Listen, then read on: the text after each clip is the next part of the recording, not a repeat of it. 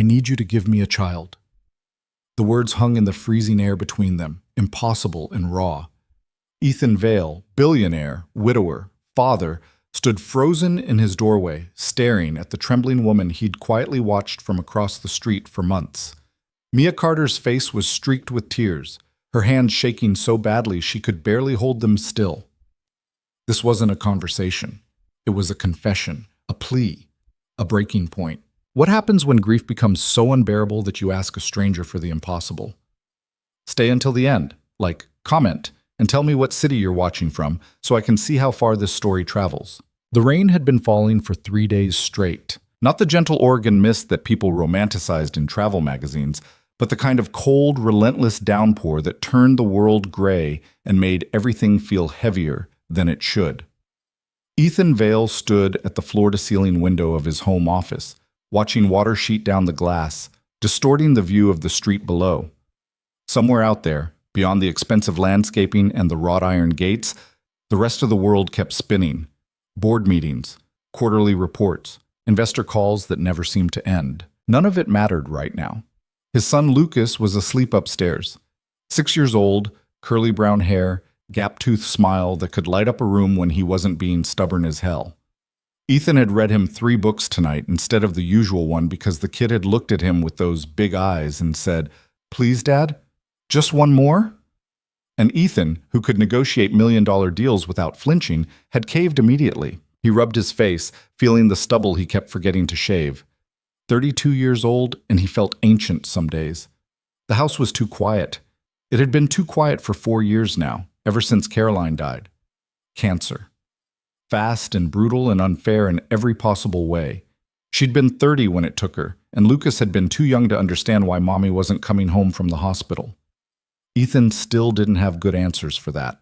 He turned away from the window, poured himself 2 fingers of whiskey he wouldn't finish, and tried not to think about how empty the house felt despite having more square footage than any reasonable person needed.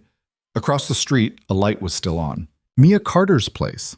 A small rental, probably built in the 70s, with paint peeling around the window frames and a roof that looked like it leaked when the rain got bad. He'd noticed her the first week he moved into this neighborhood. Noticed her because she was always moving, always working, always doing something, hauling groceries, fixing her mailbox, leaving for work before sunrise and coming home after dark. She was pretty in a way that seemed almost accidental. Dark hair usually pulled back in a messy ponytail, lean build that came from never sitting still rather than expensive gym memberships, eyes that were kind but carried something heavy behind them. Ethan had helped her a few times over the past year, jumped her car battery when it died in January, carried a broken washing machine to the curb when she couldn't lift it herself. Small things. Neighbor things. She always thanked him too much, like she wasn't used to people helping without expecting something in return. Tonight, her light flickered off around 11. Ethan finished his whiskey, well, half of it, and headed upstairs to check on Lucas one more time before bed. The kid had kicked off his blankets again, sprawled out like a starfish across his twin mattress. Ethan pulled the covers back up, kissed his forehead, and stood there longer than necessary, just watching him breathe. This was enough, he told himself. Lucas was enough. Work was enough. He didn't need anything else. The knock came 2 nights later. Ethan was in the kitchen, cleaning up after dinner, or more accurately, scraping mac and cheese off a plate while Lucas played with Legos in the living room. The sound startled him because people didn't just show up at his house. Everyone called first. Everyone scheduled. He wiped his hands on a towel, walked to the front door, and checked the security camera screen mounted on the wall. Mia. She was standing on his porch, soaked through despite the awning, arms wrapped around herself like she was trying to hold something inside. Her face was... Ethan pulled the door open before he could think about it. "Mia?" She looked up at him, and that's when he saw it. The tears. The way her whole body was shaking, and not just from the cold. "I'm sorry," she said immediately, voice cracking. I didn't know where else to... Come inside." He stepped back, gesturing her in. "You're freezing." She hesitated like she was about to bolt, but then another shiver ran through her and she stepped across the threshold. Water dripped from her jacket onto his marble floor. She noticed, started to apologize again, and Ethan cut her off. "Don't. Just hang on." He grabbed a towel from the half bath off the entryway, handed it to her, then walked to the living room doorway. Lucas looked up from his Lego creation, eyes curious. "Hey, buddy, I need you to keep building for a few minutes, okay? I have to talk to Miss Carter." "Is she okay?" Lucas asked, too perceptive for his own good. "She will be. Stay in here." Lucas nodded, already turning back to his blocks. Ethan returned to the entryway where Mia was still standing, dripping and trembling and looking like she regretted everything. "Living room or kitchen?" Ethan asked quietly. "I can't. I should go." "Mia, kitchen or living room?" She swallowed hard. "Kitchen." He led her there, pulled out one of the bar stools at the island, and waited until she sat before putting the kettle on. Tea seemed like the right move.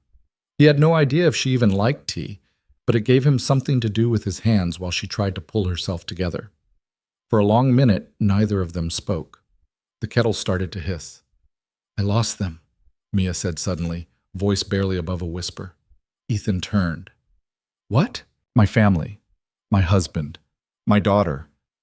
Her hands were gripping the towel so tight her knuckles were white. 3 years ago, car accident, drunk driver ran a red light. The kettle screamed.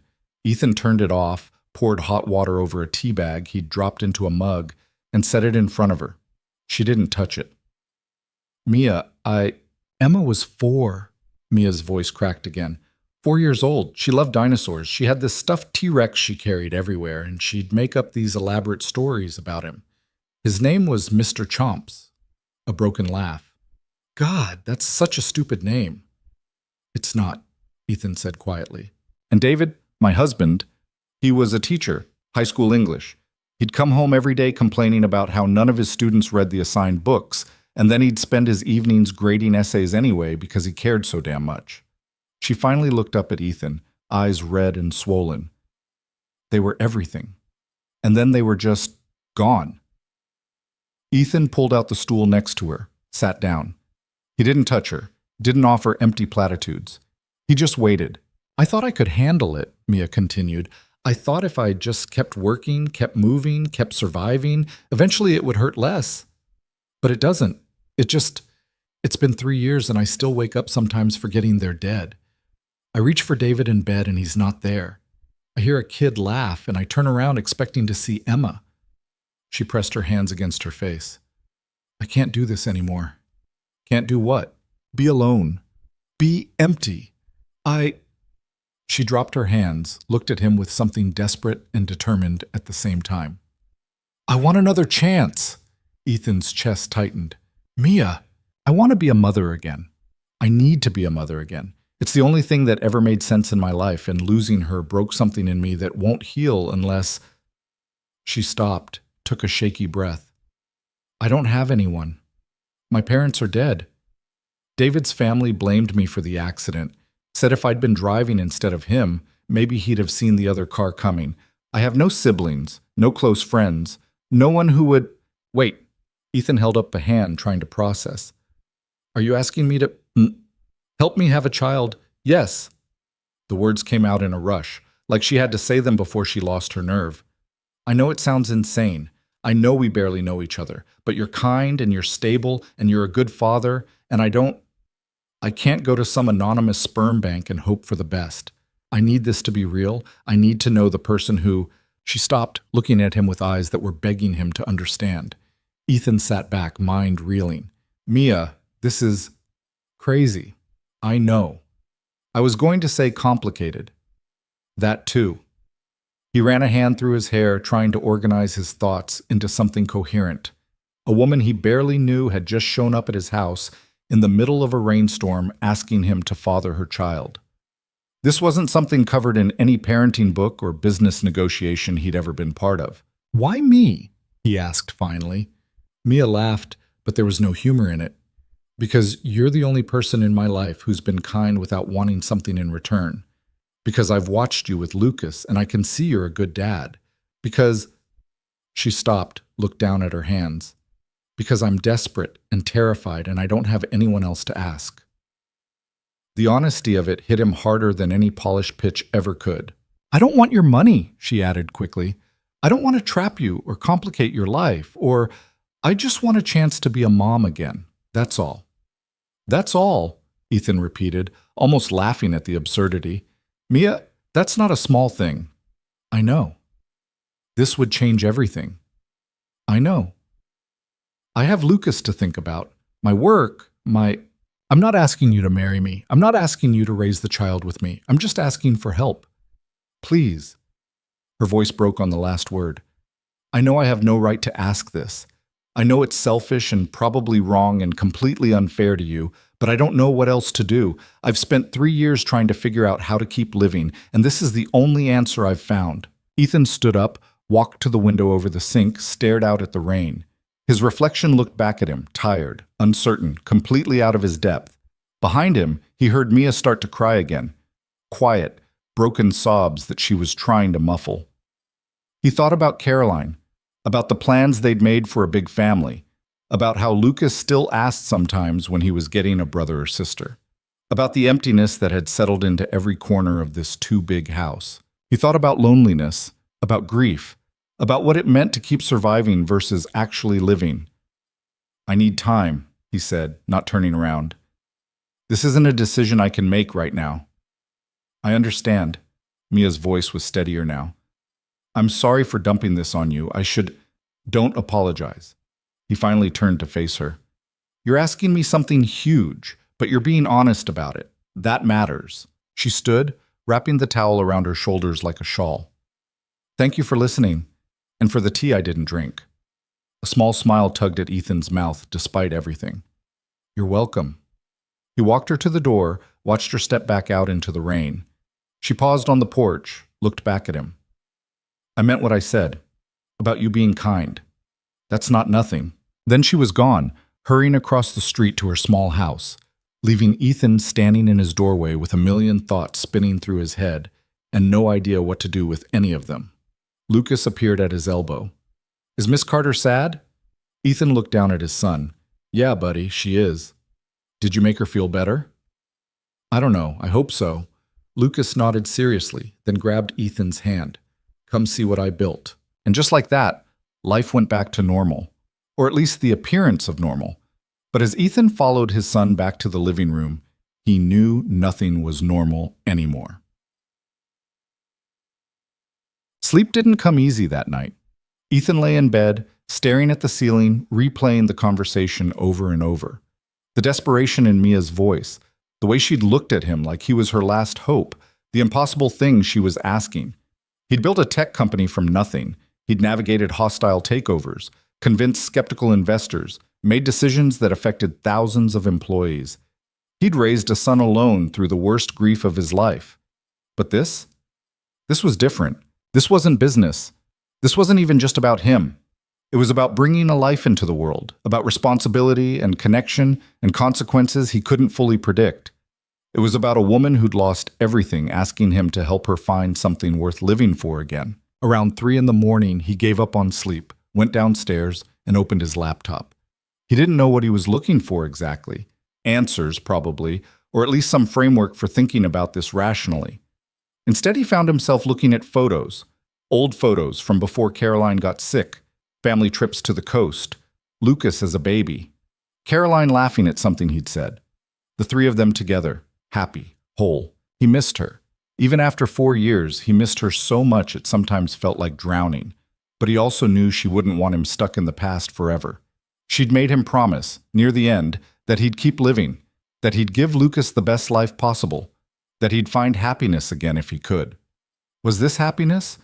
Or was this just another form of running away from grief? He closed the laptop, rubbed his eyes, and wondered if Mia was awake across the street, asking herself the same kinds of questions. 3 days passed. Ethan went through the motions, conference calls, emails, taking Lucas to school and picking him up, making dinner, reading bedtime stories, being present while his mind was somewhere else entirely. He caught himself watching Mia's house more than he should, saw her leave for work early, come home late. She didn't look at his place, didn't wave, didn't acknowledge. Their conversation had ever happened. Maybe she regretted it. Maybe she hoped he'd just forget and they could go back to being polite neighbors who barely spoke. But Ethan couldn't forget. The question followed him everywhere. In board meetings, he'd drift off mid-presentation, thinking about what it would mean to say yes. During Lucas's soccer practice, he'd watch the other parents and wonder if they'd think he was crazy. Late at night, alone in his too quiet house, he'd imagine another child, a daughter maybe, someone for Lucas to grow up with. Was it wrong to want that? Was it wrong to consider this for his own reasons, not just to help Mia? On the fourth day, he made a decision. He waited until after Lucas was asleep, then walked across the street and knocked on Mia's door. She answered in sweatpants and an old college t-shirt, hair damp like she'd just showered. When she saw him, her expression went carefully neutral. "Ethan? Can we talk?" She hesitated, then stepped aside. "Yeah, come in." Her house was small but tidy. Minimal furniture, nothing on the walls. It looked like a place someone lived out of necessity rather than choice. Like she was still waiting for permission to make it feel like home. They sat on her worn couch, and Ethan noticed she kept distance between them. "I've been thinking," he started. "I'm sorry. Let me finish." He took a breath. "What you asked me, it's huge. It's complicated. It's probably the most insane thing anyone's ever asked me." Mia nodded, looking down at her hands. "But I understand it," Ethan continued. "The grief, the loneliness, the feeling like something's missing that you'll never get back." He paused. "I lost my wife 4 years ago, cancer, and I've spent every day since trying to figure out how to be enough for Lucas while feeling like part of me died with her." Mia looked up, eyes shining. "I didn't know. I'm so sorry." "Don't be. I'm telling you because I get it. That desperate need to feel whole again, to have purpose beyond just surviving." He leaned forward, elbows on his knees. "So here's what I'm thinking. I can't promise you this will work. I can't promise it won't get messy or complicated or difficult, but if you're serious about this, if you really want to do this, then I'll help you." The hope that flooded her face was almost painful to see. "You mean it?" "I mean it. But we do this right. We talk to doctors, we figure out the logistics, we make sure we're both clear on what this means going forward, and we're honest with each other about everything." "Yes, absolutely. Whatever you need." Ethan nodded slowly. "Okay then." Mia let out a breath that sounded like it had been trapped in her chest for years. "Thank you. God, thank you. You have no idea what this means. I think I do." He offered a small smile. "We're both looking for something we lost. Maybe we can help each other find it." She wiped at her eyes, laughing a little through the tears. "This is crazy." "Completely. But you're really doing this?" "I'm really doing this." They sat there in her small living room, two broken people making an impossible agreement, and for the first time in longer than Ethan could remember, the silence didn't feel quite so heavy. The next week moved in a blur. They met twice more at his place, always after Lucas was asleep, to talk through details that felt both clinical and surreal. Medical considerations, financial arrangements that Mia kept trying to refuse until Ethan pointed out that prenatal care wasn't cheap and he had more money than he'd ever need. What they'd tell people, though they agreed to keep it quiet for now, at least until they knew if it would even work. Mia insisted on contributing something, even though her salary from the clerical job barely covered rent. She'd taken on extra freelance work, data entry at night, determined not to be completely dependent on him. Ethan found it both admirable and frustrating. Pride was fine, but she was already exhausted. "You're going to burn yourself out," he told her one evening, watching her fight off yawns. "I'll be fine." "When's the last time you slept more than 5 hours?" "I don't know." "When's the last time you did?" Fair point. They'd started having dinner together a few times a week. Nothing fancy, just easier than eating alone. Mia would bring over groceries and cook, while Ethan helped Lucas with homework. It felt domestic in a way that should have been awkward, but somehow wasn't. Lucas liked her. That surprised Ethan at first, because his son was usually shy around new people, but Mia had a way of talking to kids that didn't feel forced or condescending. She listened when Lucas rambled about dinosaurs or complained about his teacher. She asked real questions and seemed genuinely interested in the answers. One night, about 2 weeks after their agreement, Lucas looked up from his spaghetti and asked, "Is Miss Mia your girlfriend, Dad?" Ethan nearly choked on his water. Mia's face went red. "Nobody. We're friends." "But she's a girl, and she's your friend." "That's not— Look, it's complicated." Lucas scrunched up his face, clearly not satisfied with that answer, but he went back to eating. Mia caught Ethan's eye across the table, and they both had to look away to keep from laughing. Later, after Lucas was in bed, they sat on the porch. It had finally stopped raining, and the air smelled clean and sharp. "He's a good kid," Mia said quietly. "Most of the time." Ethan smiled. "He has his moments. You're doing a good job with him." "I'm trying. Some days I have no idea what I'm doing." "That's parenting, from what I remember." Her voice went softer. "Emma used to ask me questions I had no answers for, like why the sky was blue or where dreams came from. I'd just make something up and hope it sounded convincing. Did it work? Usually, kids are forgiving that way." They sat in comfortable silence for a while. Ethan noticed how Mia had relaxed around him over the past couple weeks. She smiled more, laughed occasionally, still carried that sadness, but it wasn't the only thing in her eyes anymore. "Are you scared?" he asked. "Terrified." "Me too." She looked at him. "But you're still doing this." "So are you." "Yeah." She pulled her knees up to her chest. "I guess we're both crazy. Or brave. Or desperate. Maybe all three." Mia laughed, and it was a real laugh this time, not the broken sound from that first night. "This is the weirdest thing I've ever done." "Same. But it feels right. Is that strange?" Ethan thought about it, about how natural it had started to feel, having her here, how Lucas had adjusted without question, how the house felt less empty with her cooking in the kitchen or curled up on the other end of the couch. "No," he said finally.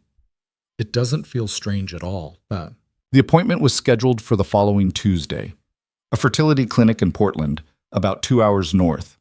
Ethan had called ahead, explained the situation in the vaguest possible terms, and was assured they could help. The doctor they'd be seeing specialized in IUI, intrauterine insemination, which seemed less invasive than IVF and had decent success rates. Numbers, statistics, medical terminology. It all felt very clinical and removed from the emotional reality of what they were doing. Mia was quiet on the drive up. She stared out the window at the passing landscape, fingers twisting together in her lap. "You can change your mind," Ethan said. "No judgment if you do." "I'm not changing my mind, I'm just processing." "Okay. Are you changing yours?" "No." She nodded, seemed to relax slightly. "I keep thinking about what happens if it works. What kind of mother I'll be this time. If I've learned anything from losing Emma, or if I'll just make all the same mistakes." "You won't." "How do you know?" "Because you're thinking about it. That's half the battle." The clinic was modern and sterile, all white walls and neutral tones designed to be calming, but somehow achieving the opposite effect.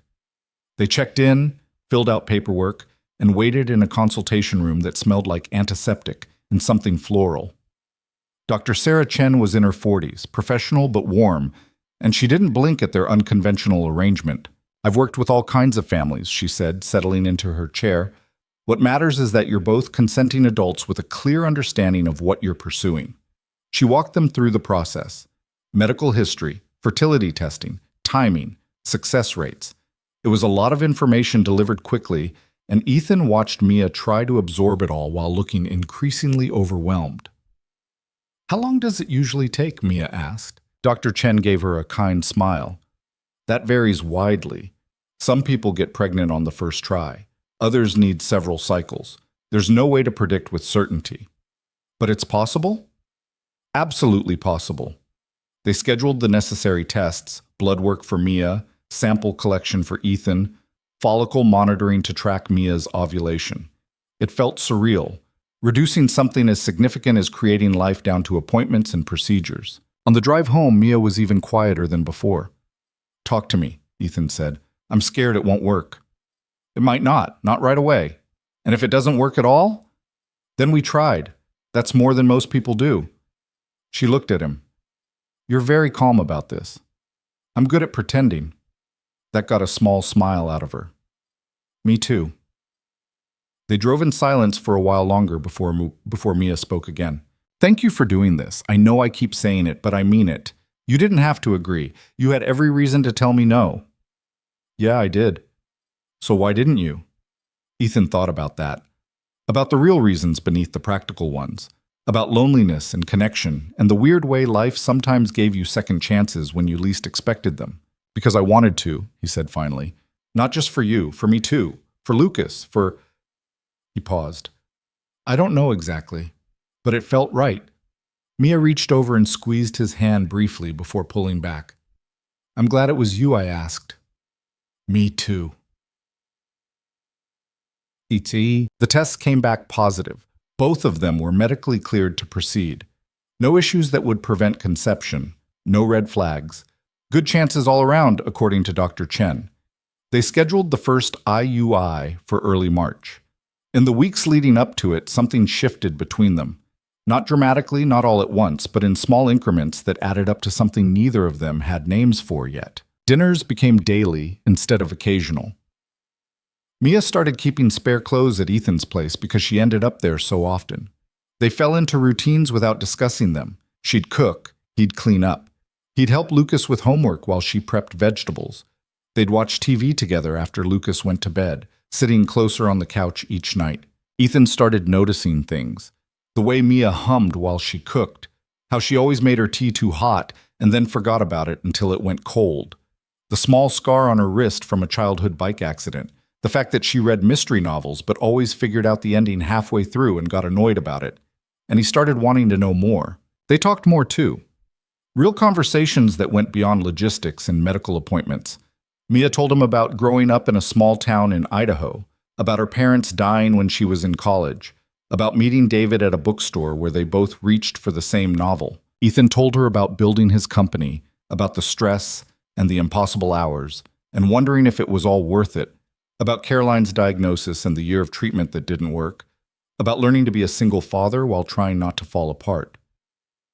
Do you ever feel guilty? Mia asked one night. About moving forward? All the time. Me too, like I'm betraying their memory by not staying frozen in that grief. Ethan looked at her. You think that's what they'd want? For us to stop living? No, but knowing that and feeling it are different things. Yeah, they are. Lucas started calling Mia by her first name instead of Miss Carter.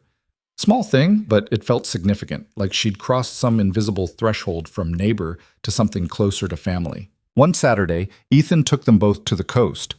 Lucas wanted to see the tide pools, and Mia had mentioned she hadn't been to the ocean since moving to Oregon. They spent hours exploring the rocky beach, Lucas darting between pools, pointing out sea anemones and tiny crabs, while Mia and Ethan followed at a slower pace. He's fearless, Mia observed, watching Lucas climb over slippery rocks without hesitation. He gets that from his mom. Caroline was always jumping into things head first. Were you the cautious one? Usually. Someone had to be. Mia smiled. Emma was cautious. She'd spend 10 minutes analyzing a situation before deciding what to do. Drive me crazy sometimes, but I miss it. She paused. I miss everything about her. I know. Does it get easier, or does everyone just lie about that? Ethan considered the question seriously. It gets different. The sharp edges wear down, but you don't forget and you don't stop missing them. You just learn to carry it better. That's not very comforting. You asked for honesty. She laughed. Fair enough. They stayed until sunset, until Lucas was exhausted and covered in sand and protesting that he wasn't tired even as he yawned. On the drive home, he fell asleep in the back seat within minutes, and Ethan glanced over to find Mia watching the kid with an expression that made his chest tight. You okay? He asked quietly. Yeah, just thinking about what it'll be like. If this works. Scared? Excited. Scared. Both. That sounds about right. The first IU I took 15 minutes and felt both anticlimactic and monumental. Mia lay on the exam table while Dr. Chen walked them through each step with calm efficiency. Ethan sat in a chair next to her, holding her hand because she'd reached for his and he hadn't let go. All done, Dr. Chen said finally. You'll need to rest here for about 15 minutes, then you're free to go. The doctor left them alone. Mia was still gripping Ethan's hand. What now? She asked. Now we wait. I'm terrible at waiting. I've noticed. She looked at him, really looked at him. What are we doing, Ethan? What do you mean? This started as you helping me, but it doesn't feel like that anymore. He knew what she meant, felt it too. The way things had blurred from an arrangement into something messier, more complicated, more real. No, he agreed. It doesn't. Does that scare you? Yeah. Me too. They sat in that uncertainty for a moment before Mia spoke again. But I'm glad that it's not just transactional anymore. I know that probably makes everything more complicated, but I'm glad too. Her eyes searched his face. Really? Really? The timer on Dr. Chen's phone went off, signaling the 15 minutes were up. But neither of them moved yet. Ethan? Yeah? Whatever happens, thank you for seeing me, for not treating me like I was crazy. You're not crazy. Debatable. He smiled. Okay, maybe a little crazy, but in a good way. She squeezed his hand one more time before sitting up. Let's go home. Home. Not your place or the house. Home. And Ethan realized that's what it had become, for both of them. They didn't know yet if the procedure had worked. Wouldn't know for another 2 weeks at least. But sitting there in that sterile room, hands still linked, it felt like something had shifted regardless. Like they'd crossed a line they couldn't uncross. And maybe that wasn't such a bad thing after all. The 2-week wait felt like 2 years. Mia tried to act normal, tried not to obsess over every tiny sensation in her body, tried not to Google early pregnancy symptoms at 3 in the morning. She failed at all of it spectacularly. Every twinge, every moment of fatigue, every wave of nausea that could have just been anxiety, she cataloged it all, analyzing and reanalyzing until she drove herself half crazy. Ethan wasn't much better, though he hid it better. He threw himself into work with an intensity that made his assistant ask if everything was okay. Board meetings became a welcome distraction. Conference calls gave him something to focus on besides the calendar he kept checking, even though he knew exactly how many days were left. 13, then 12, then 11. Lucas noticed the tension, because of course he did. Kids always noticed. Why is everyone acting weird? He asked one night at dinner. Mia had cooked chicken stir-fry that none of them were really eating. No one's acting weird, Ethan said. You keep staring at nothing, and Mia keeps spacing out. Mia blinked, realized she'd been pushing rice around her plate for the past 5 minutes. Sorry, buddy, just tired. You're always tired now. Work's been busy. Lucas didn't look convinced, but he went back to eating. Ethan caught Mia's eye across the table, and she gave him a small, strained smile. The waiting was eating both of them alive. On day 9, Mia convinced herself it hadn't worked. She felt completely normal, no symptoms, no signs, nothing. Just the same grief and hope tangled together that she'd been carrying for weeks. Maybe I'm not meant to have this, she said to Ethan that night. They were on his couch, pretending to watch some crime show neither of them cared about. It's only been 9 days. I know, but I don't feel any different. Some people don't feel anything for weeks. And some people never feel anything because they're not pregnant. Ethan muted the TV. Where's this coming from? Mia pulled her knees up, wrapped her arms around them. I'm scared I wanted this so badly that I convinced myself it was possible, and now reality is going to come crashing down, and I'll be right back where I started, alone, empty, stuck. You're not alone. You know what I mean. He did. He knew exactly what she meant because he'd felt the same way after Caroline died. That bone-deep terror that nothing would ever be okay again, that hoping for better was just setting yourself up for more pain. Come here, he said quietly.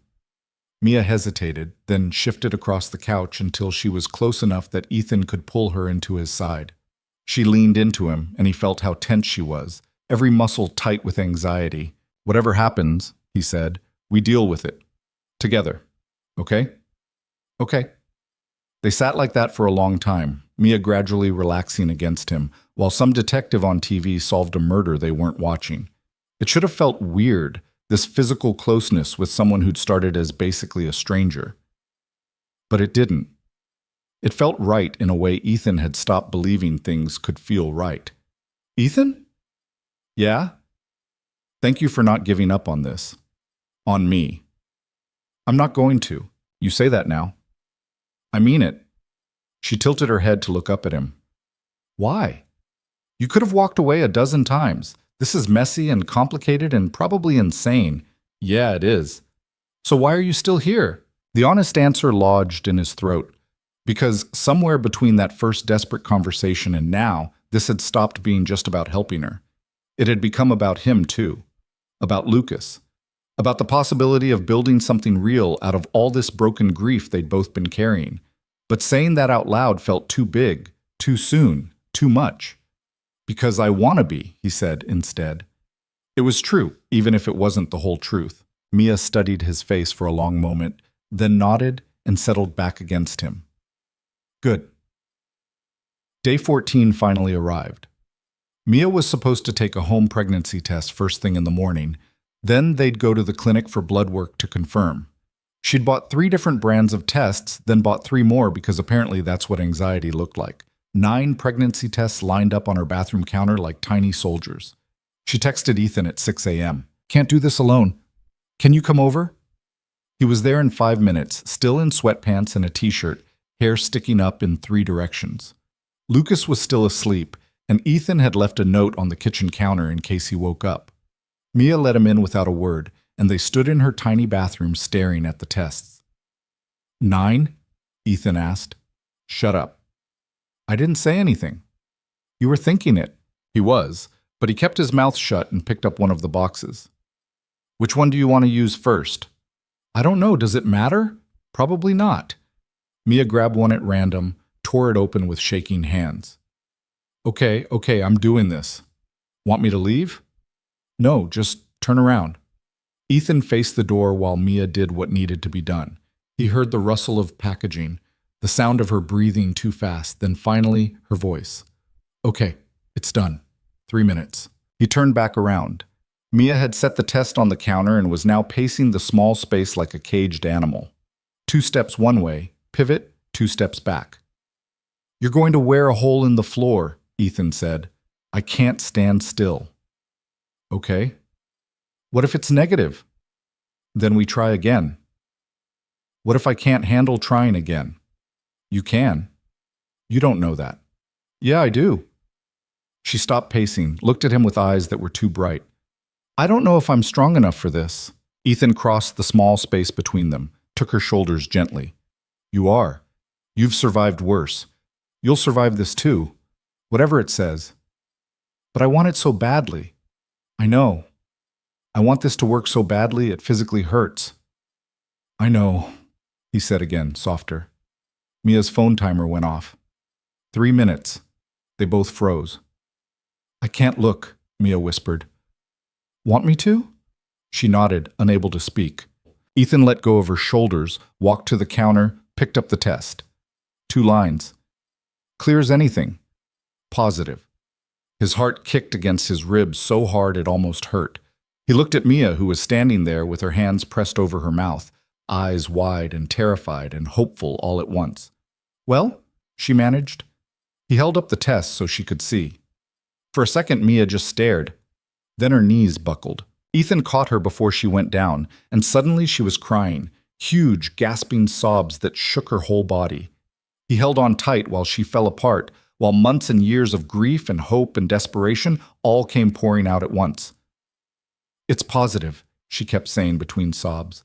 It's actually positive. Yeah, it is. Oh my God. We still need to confirm with blood work. I know, but... She pulled back enough to look at him, face blotchy and wet and radiant. Ethan, it worked. He found himself smiling, really smiling, for the first time in longer than he could remember. It did. She laughed through the tears, grabbed his face with both hands, and kissed him. It was quick, spontaneous, born of pure joy and relief. But the second their lips touched, something shifted. Mia froze. Ethan froze. They pulled apart, staring at each other with matching expressions of surprise. I'm sorry, Mia said immediately. I wasn't thinking. It's fine. That was inappropriate. Mia, it's fine. They stood there in her cramped bathroom, the positive pregnancy test still in Ethan's hand, the air between them charged with something new and electric and terrifying. We should go to the clinic, Mia said finally, voice unsteady. Yeah, we should. Neither of them moved. Then Ethan's phone buzzed. Lucas, awake and wondering where he was. Reality crashed back in. I need to get back, Ethan said. But I'll meet you at the clinic? 10 o'clock? 10 o'clock, Mia echoed. He left, walking back across the street in the early morning light, and tried not to think about the kiss. Tried not to think about how natural it had felt. How right. This was already complicated enough. The blood work confirmed what the test had shown. Mia was pregnant. Early, very early, but definitely pregnant. Dr. Chen smiled warmly, congratulated them, scheduled the first ultrasound for 6 weeks, and rattled off a list of do's and don'ts that Mia frantically typed into her phone. In the car afterward, they sat in silence. "So this is really happening," Mia said. "Yeah. I'm going to have a baby." "You are?" She turned to look at him. "Are you okay with this? Really okay?" Ethan thought about it, about what this meant going forward, about the life they'd just created together, the responsibility, the uncertainty of how this would all unfold. "Yeah," he said honestly, "I am. Even though everything's about to get way more complicated, especially because of that." Mia laughed, but it was shaky. "You're weird. You asked a near stranger to father your child. You don't get to call me weird." "Fair point." They drove back toward Eugene, and Ethan noticed Mia kept touching her stomach. Just small, unconscious gestures, like she was trying to confirm it was real. "When are you going to tell Lucas?" she asked. That question had been rattling around in Ethan's head since they left the clinic. "I don't know. Soon, I guess. He'll figure it out eventually anyway." "How do you think he'll react?" "Honestly, no idea. He's been asking for a sibling for years, but I don't know if he understood what that actually meant." "Is he going to be okay with me being pregnant?" Ethan glanced at her. "Why wouldn't he be? Because I'm not his mom. Because this might feel like I'm trying to replace her or something. Lucas doesn't think like that. He likes you. But this is different." "Yeah, it is, but we'll figure it out." Mia didn't look entirely convinced, but she nodded. They fell into silence again, both processing in their own ways. That evening, Ethan sat Lucas down for a talk. They were in the living room, Lucas building something elaborate with Legos, while Ethan tried to figure out how to start this conversation. All his business negotiation skills were completely useless here. "Buddy, I need to tell you something." Lucas looked up, immediately suspicious. "What did I do?" "Nothing. You're not in trouble." "Then why do you look nervous?" Ethan almost laughed. "Because this is important, and I want to tell you the right way." "Okay." Lucas set down the Lego piece he'd been holding, giving Ethan his full attention. 6 years old and already reading people better than most adults. "You know how you've been asking for a brother or sister?" Lucas's eyes went huge. "Are you and Mia getting married?" "What? No, I mean, not exactly. It's complicated." Adults always say that when they don't want to explain things. "You're too smart for your own good, you know that?" Lucas grinned. "Mom used to say that." The mention of Caroline made Ethan's chest tight, but in a good way. She'd be okay with this, he thought. She'd probably think it was insane, but she'd be okay with it. "Mia's going to have a baby," Ethan said carefully, "and that baby is going to be your brother or sister." Lucas processed this for a long moment. "But you're not married to Mia." "No." "Can you have a baby without being married?" "Yes. It's not traditional, but yes." "Is the baby going to live here?" "I don't know yet. We're still figuring things out." "Is Mia going to live here?" Maybe? We haven't talked about it." Lucas tilted his head, considering. "Tommy's parents are divorced and he has 2 houses. Is it going to be like that?" "Maybe, or maybe something different. The important thing is that you're going to have a sibling, and that's good, right?" "I guess." Lucas paused. "Will you still have time for me?" And there it was, the real fear beneath all the questions. Ethan pulled Lucas close. "Always, you're my son. Nothing changes that, not a new baby, not anything. Promise?" "Promise."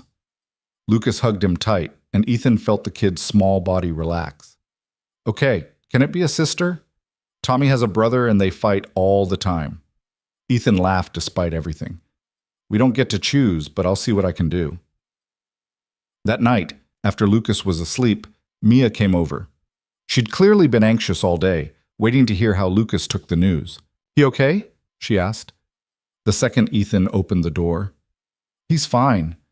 Mostly worried about whether he'll still get enough attention." "And?" "I told him nothing's changing between us. Mia nodded, but she looked uncertain. Can I ask you something? Always. What happens now? With us, I mean.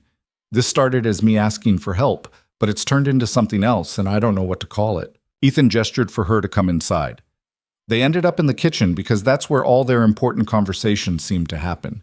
He poured them both water they wouldn't drink, then leaned against the counter. I don't know what to call it either, he admitted, but I know I care about you, and I know this isn't just about the baby anymore. It's not? Is it for you? Mia looked down at her hands. No. Somewhere along the way, this became real. The dinners, the conversations, the way you are with Lucas, the way you've been with me. She looked up. I didn't expect to feel like this. Feel like what? Like maybe I could be happy again. Like maybe I'm not broken beyond repair. Ethan crossed the distance between them. You were never broken. You were grieving. There's a difference. Sometimes it's hard to tell. He reached out, tucked a strand of hair behind her ear. The gesture felt intimate in a way that should have scared him, but didn't. What do you want this to be? I don't know. I'm terrified of wanting too much and ruining what we have. What if wanting more doesn't ruin it? What if it does? What if it doesn't? Mia smiled slightly. You're very annoying when you're being logical. It's one of my many talents. They stood close, not quite touching, the space between them humming with possibility and uncertainty. Then Mia did something brave. She closed the distance, went up on her toes, and kissed him. Not like the spontaneous kiss that morning. This one was deliberate, tentative, asking a question. Ethan answered by pulling her closer, kissing her back with 4 years of loneliness and longing behind it. When they finally broke apart, they were both breathing hard. Okay, Mia whispered. Okay, I want this. Whatever this is, I want to try. Even though it's messy? Especially because it's messy. Ethan rested his forehead against hers. We're doing this backward, you know? Usually people fall for each other first, then have a baby. We've never been very traditional. No, we haven't. They stood there in his kitchen, holding each other, two broken people who'd somehow found a way to fit their jagged edges together. The weeks that followed were strange and wonderful and terrifying. Mia had morning sickness that turned out to be all-day sickness. She'd show up for dinner looking pale and exhausted, force down half a meal, then spend 20 minutes in the bathroom while Ethan and Lucas tried to pretend they couldn't hear her getting sick. Is Mia okay? Lucas asked one night. She's fine, just pregnancy stuff. Pregnancy makes you throw up? Sometimes. Lucas wrinkled his nose. That's gross. Yeah, it kind of is. But despite the sickness, Mia seemed lighter. She smiled more, laughed easier, had fewer shadows in her eyes. The pregnancy was hard on her body, but good for her soul, and watching that transformation was something Ethan hadn't expected to find so moving. They hadn't told anyone else yet. Mia wanted to wait until the first trimester was over, some superstitious fear that saying it out loud too soon would jinx it. Ethan understood. He'd felt the same way when Caroline was pregnant with Lucas. Work became background noise. Ethan delegated more, worked from home when he could, made it clear to his team that his hours were non-negotiable now. A few board members grumbled, but his company was successful enough that they couldn't complain too much. His assistant, Margaret, who'd worked with him for 6 years and knew him better than most people, cornered him after a video conference. What's going on with you? Nothing? Why? You're smiling more. You're leaving early. You actually took a personal call during the investor meeting last week. She crossed her arms. So either you're having a breakdown or something good is happening. Can it just be nothing? With you? No. Ethan sighed. I'm seeing someone. Sort of. Sort of? It's complicated. Margaret's eyes narrowed. Is this the woman from across the street? The one who's been around more? How do you... Lucas talks. A lot. Mentioned Mia about 15 times last week during our call. He did? Yes, so spill. Ethan gave her the abbreviated version, leaving out the part about the baby. Margaret listened, expression shifting from curious to surprised to something softer. You deserve this, she said when he finished. You've been alone too long. It's only been 4 years. 4 years is a long time. And from what Lucas says, this woman makes you happy. That matters. Did Mia make him happy? Ethan thought about the way his chest felt lighter when she was around, about looking forward to coming home instead of dreading the emptiness, about Lucas's excitement every time she showed up. Yeah, he said quietly. She does. Margaret smiled. Good, don't screw it up. I'll try not to. The first ultrasound was at 6 weeks. Ethan took the afternoon off and met Mia at the clinic. She was nervous, fidgeting with her phone, bouncing her leg in the waiting room until Ethan put his hand on her knee to stop it. Sorry, she muttered. It's fine. What if something's wrong? Then we deal with it. You keep saying that. Because it's true. They were called back and Mia changed into a gown while Ethan tried not to pace the small exam room. Dr. Chen came in with the ultrasound tech, all smiles and calm efficiency. Ready to see your baby? She asked. Mia nodded, couldn't speak. The tech squeezed gel on Mia's stomach, positioned the wand, and the monitor flickered to life. Grainy black and white images that Ethan couldn't make sense of at first. Then the tech pointed. There, see that flicker? A tiny flutter on the screen, impossibly small, barely visible. That's the heartbeat, the tech said. Mia made a sound, half sob, half laugh. Her hand shot out and grabbed Ethan's, squeezing so hard it hurt. He didn't care. He was staring at that tiny flicker, that proof of life they'd created, and feeling something huge expand in his chest. Strong heartbeat, Dr. Chen said.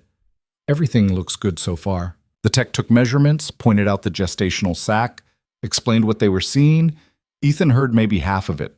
He was too focused on Mia's face, the tears streaming down her cheeks, the smile she couldn't contain, the sheer joy radiating from her. That's my baby, she whispered. Your baby, Dr. Chen confirmed. Can you print the pictures? Of course. They left with 3 grainy ultrasound photos and more prenatal vitamins. In the car, Mia stared at the pictures like they might disappear. I can't believe it's real, she said. It's real. I have a baby. Inside me. Right now. Growing. Ethan smiled. Yes, that's generally how pregnancy works. She swatted his arm but couldn't stop smiling. Don't be a smartass. Let me be amazed. Fair enough. That night they showed Lucas the ultrasound photo. He squinted at it, clearly trying to figure out what he was looking at. It doesn't look like a baby. That's because it's really small right now, Mia explained. About the size of a sweet pea. That's tiny. It'll get bigger. Lucas studied the photo more, then looked up at Mia with those serious eyes that made him seem older than 6. Are you going to be okay? You're sick a lot. I'm okay. The sickness is normal. Promise? Promise. He seemed satisfied with that, went back to examining the photo. Can I keep this? To show my friends? Mia glanced at Ethan, who shrugged. Sure, buddy. We have extras. Lucas carefully took the photo, held it like it was precious. I'm going to tell everyone I'm going to be a big brother. After Lucas went to bed, Ethan and Mia sat on the porch. The night was cool but not cold. Early spring trying to decide if it wanted to commit to warmth yet. He's really excited, Mia said. Yeah, more than I expected, honestly. Think he'll still be excited when the baby actually gets here and cries all night? Probably not, but we'll deal with that when it happens. Mia pulled her jacket tighter. I should probably start thinking about logistics. Where the baby's going to sleep, what I need to buy, how I'm going to afford childcare when I go back to work.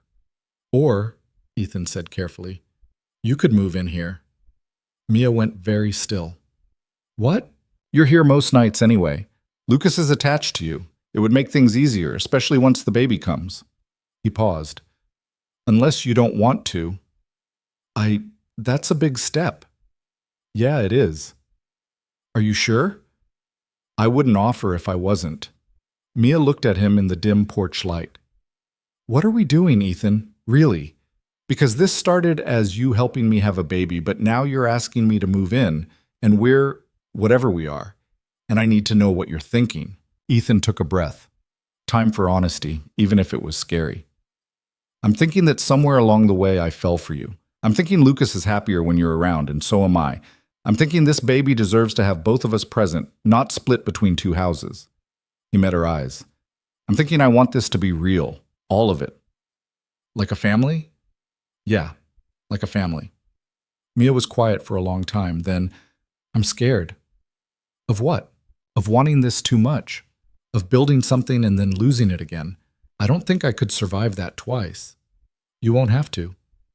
You can't promise that. No, I can't. But I can promise I'm not going anywhere. I can promise I'll show up every day and try my hardest to make this work. He reached for her hand. That's all any of us can promise. She laced her fingers through his. Okay. Okay? I'll move in. We'll try this. All of it. Relief flooded through him. Yeah? Yeah, but if you get sick of me throwing up every morning, you can't take it back. He laughed. Deal. They sat there holding hands, looking out at the quiet street, two people who'd been drowning separately and somehow found a way to keep each other afloat. It wasn't perfect.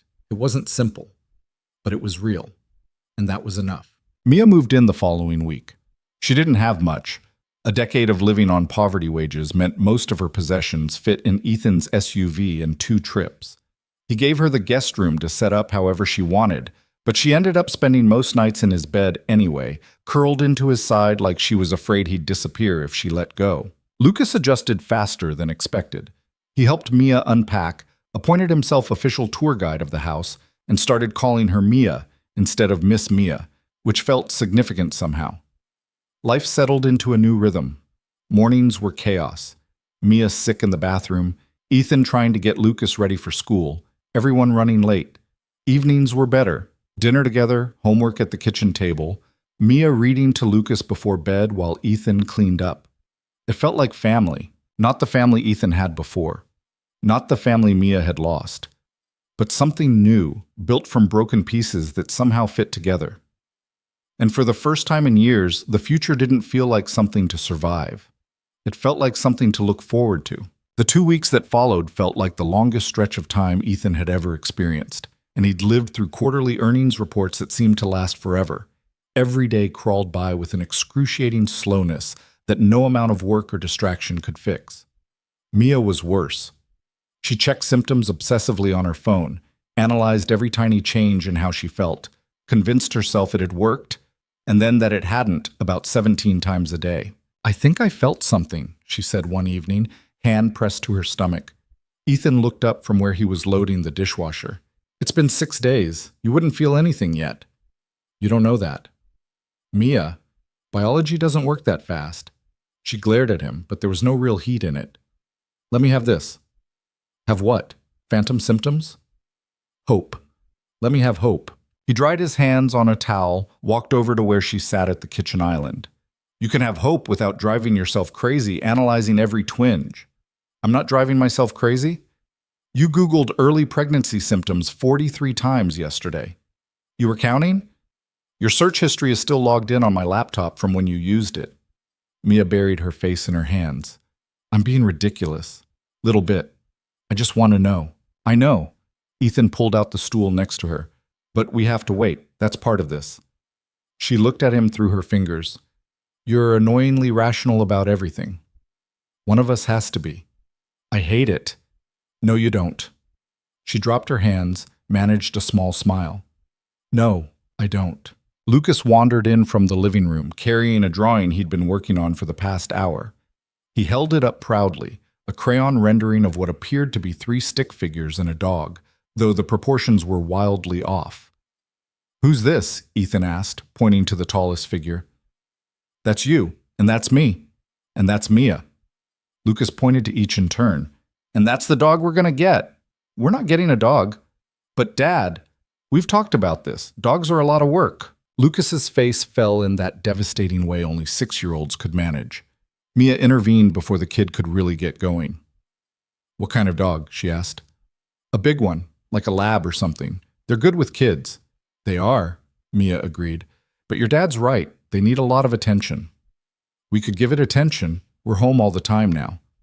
Lucas looked between them with those big eyes that Ethan had never learned to resist properly. We'll think about it, Ethan said, knowing he was caving and unable to stop himself. Really? Maybe, someday. Don't hold your breath. Lucas grinned like he'd won a major victory and ran back to the living room. Mia was fighting a smile. "You're so easy," she said. "Shut up. He played you like a violin. He gets that from his mother, too. Caroline could convince me of anything if she tried hard enough." Mia's expression softened. She must have been something. She was. Ethan looked at the drawing Lucas had left on the counter. 3 stick figures. A family. "But so are you." The words came out before he could think about them, honest and unfiltered. Mia went still, looking at him with an expression he couldn't quite read. "Ethan, I mean it. You're—" He stopped, trying to find the right words. "You're brave. And kind. And stubborn as hell when you want something. And I'm glad you knocked on my door that night. Even though I asked you for something insane, especially because of that." They held each other's gaze for a long moment, something unspoken hanging between them. Then Mia looked away, tucking hair behind her ear in a nervous gesture he'd come to recognize. "This is getting complicated," she said quietly. "Yeah. I don't know what we're doing anymore." "Me neither." "Does that scare you?" Ethan thought about it, really thought about how she'd become part of his daily routine, how Lucas lit up when she walked in the door, how the house felt wrong on the rare evenings she wasn't there. "Not as much as it probably should," he admitted. Mia nodded slowly, processing that. "We should probably talk about it." "Probably. But not right now." "No, not right now. Because right now they were still in limbo, waiting to see if the procedure had worked, if this whole crazy thing they'd started had actually resulted in what they'd hoped for. Adding relationship definitions on top of that felt like tempting fate. So they didn't talk about it. They just kept existing in the space they'd created, somewhere between arrangement and something else entirely. The pregnancy test was scheduled for day 14. Dr. Chen had been clear that testing earlier would likely give false results, so they had to wait the full 2 weeks no matter how much Mia wanted to cheat and buy a drugstore test. "The clinic test is more accurate," Ethan reminded her for the 5th time. "I know. So wait. I am waiting. I'm just complaining about it. Loudly. Would you prefer I complain quietly? I'd prefer you didn't make yourself sick with anxiety." Mia sighed, slumping back against the couch. They were watching some cooking competition show that neither of them were really paying attention to. Lucas had gone to bed an hour ago, and the house had settled into that comfortable quiet that Ethan had come to associate with these evenings. "What happens if it didn't work?" Mia asked. "Then we try again. And if that doesn't work, we try again." "Ethan, I'm serious. We didn't go into this thinking it would be one and done. Dr. Chen said it could take several cycles." "I know what she said, but what if it never works? What if I can't—" Her voice caught. "What if I'm not supposed to be a mother again?" Ethan turned to face her fully. "That's not how this works. Biology doesn't care about what you're supposed to do. Sometimes things take time, that's all." "You don't know that." "No. But I know giving up after one try is guaranteed to fail." She looked at him, eyes shining with unshed tears. "When did you become an optimist?" "I'm not. I'm a realist. And realistically, we have options if this doesn't work. We're not out of moves yet." Mia wiped at her eyes, laughing a little. "I'm a mess. You're human. Same thing." He reached over and took her hand without thinking about it, and she laced her fingers through his like it was the most natural thing in the world. They sat like that while the TV played, connected and quiet, and waiting for answers neither of them could control. Day 14 arrived with clear skies and a level of tension that made the air feel heavy. Ethan drove them to Portland again. Mia silent and pale in the passenger seat. She'd barely slept the night before. He knew because he'd heard her moving around the house at 3 a.m. when he got up to check on Lucas. "Whatever it is, we'll deal with it," he said. "I know." "Do you?" "I'm trying to." The clinic was busy, people in the waiting room at various stages of their own fertility journeys. Ethan watched Mia watch a heavily pregnant woman walk by, saw the longing and fear flicker across her face in equal measure. They called her back, drew blood, told them results would take a few hours. "We can wait here or come back," the nurse said. Mia looked at Ethan. He could see she couldn't handle sitting in that waiting room for hours, surrounded by hope and desperation in equal measure. "We'll come back," he said. They drove into downtown Portland, found a coffee shop that wasn't too crowded. Mia ordered tea she wouldn't drink. Ethan got coffee he didn't want. They sat by the window and pretended to be normal people having a normal day. "Tell me something," Mia said suddenly. "Like what?" "Anything. I need to think about something other than this." Ethan considered. "Lucas wants a dog." "I know. He told me yesterday. Very elaborate plans involving a lab named Captain." "Captain?" "After Captain America, obviously." That got a real smile out of Ethan. "Of course. Are you going to get him one?" "Maybe. Eventually. When I'm ready to deal with puppy training and destroyed furniture." "So never?" "Probably never." They fell quiet again. Outside, people walked by bundled in coats, living their lives, having no idea that Ethan and Mia were sitting in this coffee shop waiting to find out if they'd created a life together. "I keep thinking about names," Mia said quietly. "Yeah? I know it's premature. I know I shouldn't get ahead of myself, but I can't help it." "What names?" She looked embarrassed. "If it's a girl, I was thinking about Rose, or maybe Claire. Something classic." "Those are nice." "And if it's a boy, I don't know, James maybe, or Henry." "Henry Vale," Ethan tested it out. "That works. You think so?" "I think we're getting way ahead of ourselves." "I know. But it helps. Thinking about the future. The good version." Ethan understood that.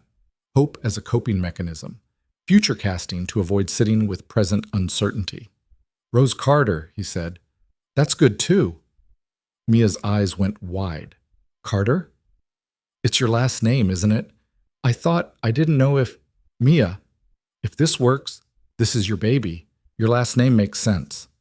But you're the father. Biologically, sure, but you're the one who's going to carry them, raise them. I'm helping, but this is yours." She looked like she might cry again. "We never talked about that part. We're talking about it now. What do you want in all this?" Ethan hadn't let himself think too hard about that question, hadn't wanted to examine his own motivations too closely.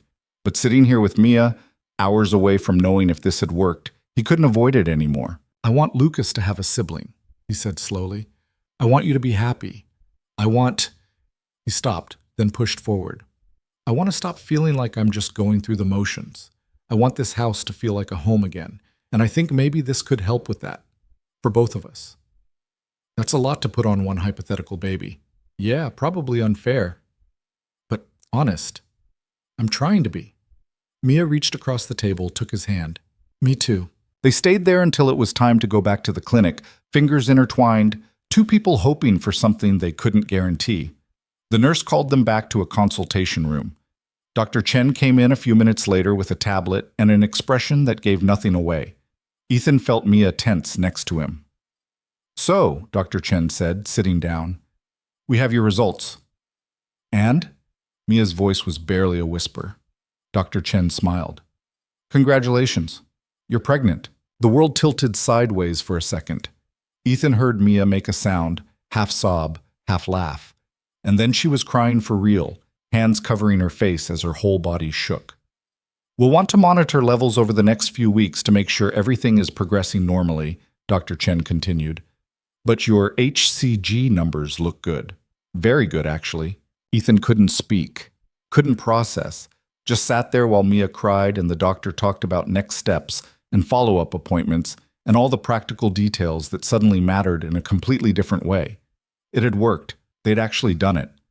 "Thank you," Mia was saying through her tears. "Thank you so much." Dr. Chen handed her tissues, gave them both time to process.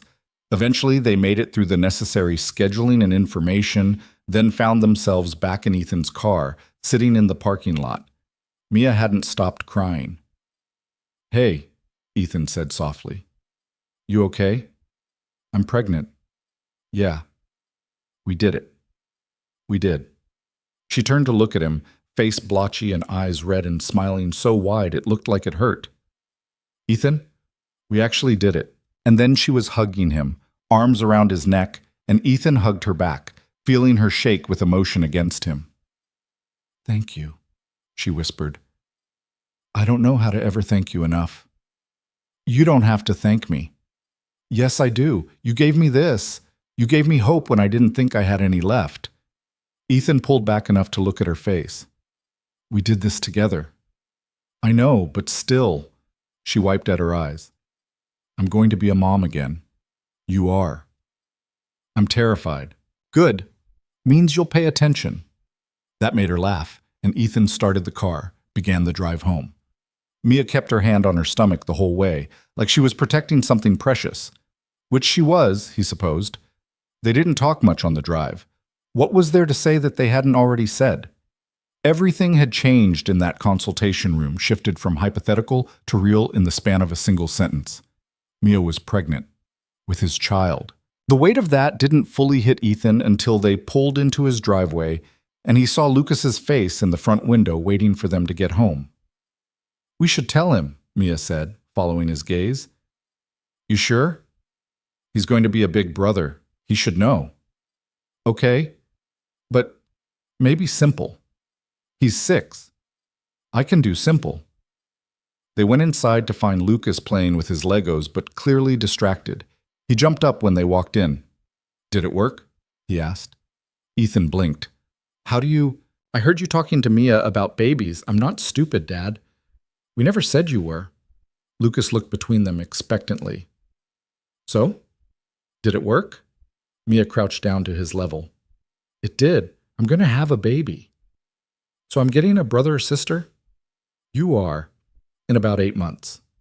Lucas processed this information with the seriousness of a Supreme Court judge. Then he grinned. Cool. Can I tell my friends? Ethan and Mia exchanged glances. Maybe wait a bit, Ethan said. Let's make sure everything is okay first. How long? A few weeks? That's forever. You'll survive. Lucas looked like he wanted to argue but decided against it. Instead, he turned to Mia. Are you going to live here now? Mia faltered. I don't know. Your dad and I haven't talked about that. You should. You're here all the time anyway. Out of the mouths of babes. Ethan met Mia's eyes again and saw his own uncertainty reflected back. We'll figure it out, buddy, Ethan said. For now, how about we celebrate with pizza? Yes. Lucas was immediately distracted by the promise of food. Can we get the one with extra cheese? Sure. While Lucas ran to find the pizza place menu, Mia stood up, looked at Ethan. He's right, you know. About what? I am here all the time, and it's going to get complicated once I start showing. People will ask questions. Let them. Ethan, I don't want to make your life harder. You're not. He stopped, trying to find words for something he didn't fully understand himself. You're making it better, different but better. Even with all the complications? Especially with those. She shook her head, but she was smiling. You're either very brave or very stupid. Can it be both? I found it! Lucas came running back with a crumpled menu. And I want breadsticks, too. Of course you do. They ordered dinner, ate it on the living room floor, while Lucas chattered about school and his friends and whether the baby would like Legos. It felt normal and surreal at the same time. Celebrating the biggest news of their lives with pizza and a 6-year-old's running commentary. After Lucas went to bed, Ethan and Mia ended up on the porch again. It had become their spot, the place where real conversations happened. This is really happening, Mia said. Yeah.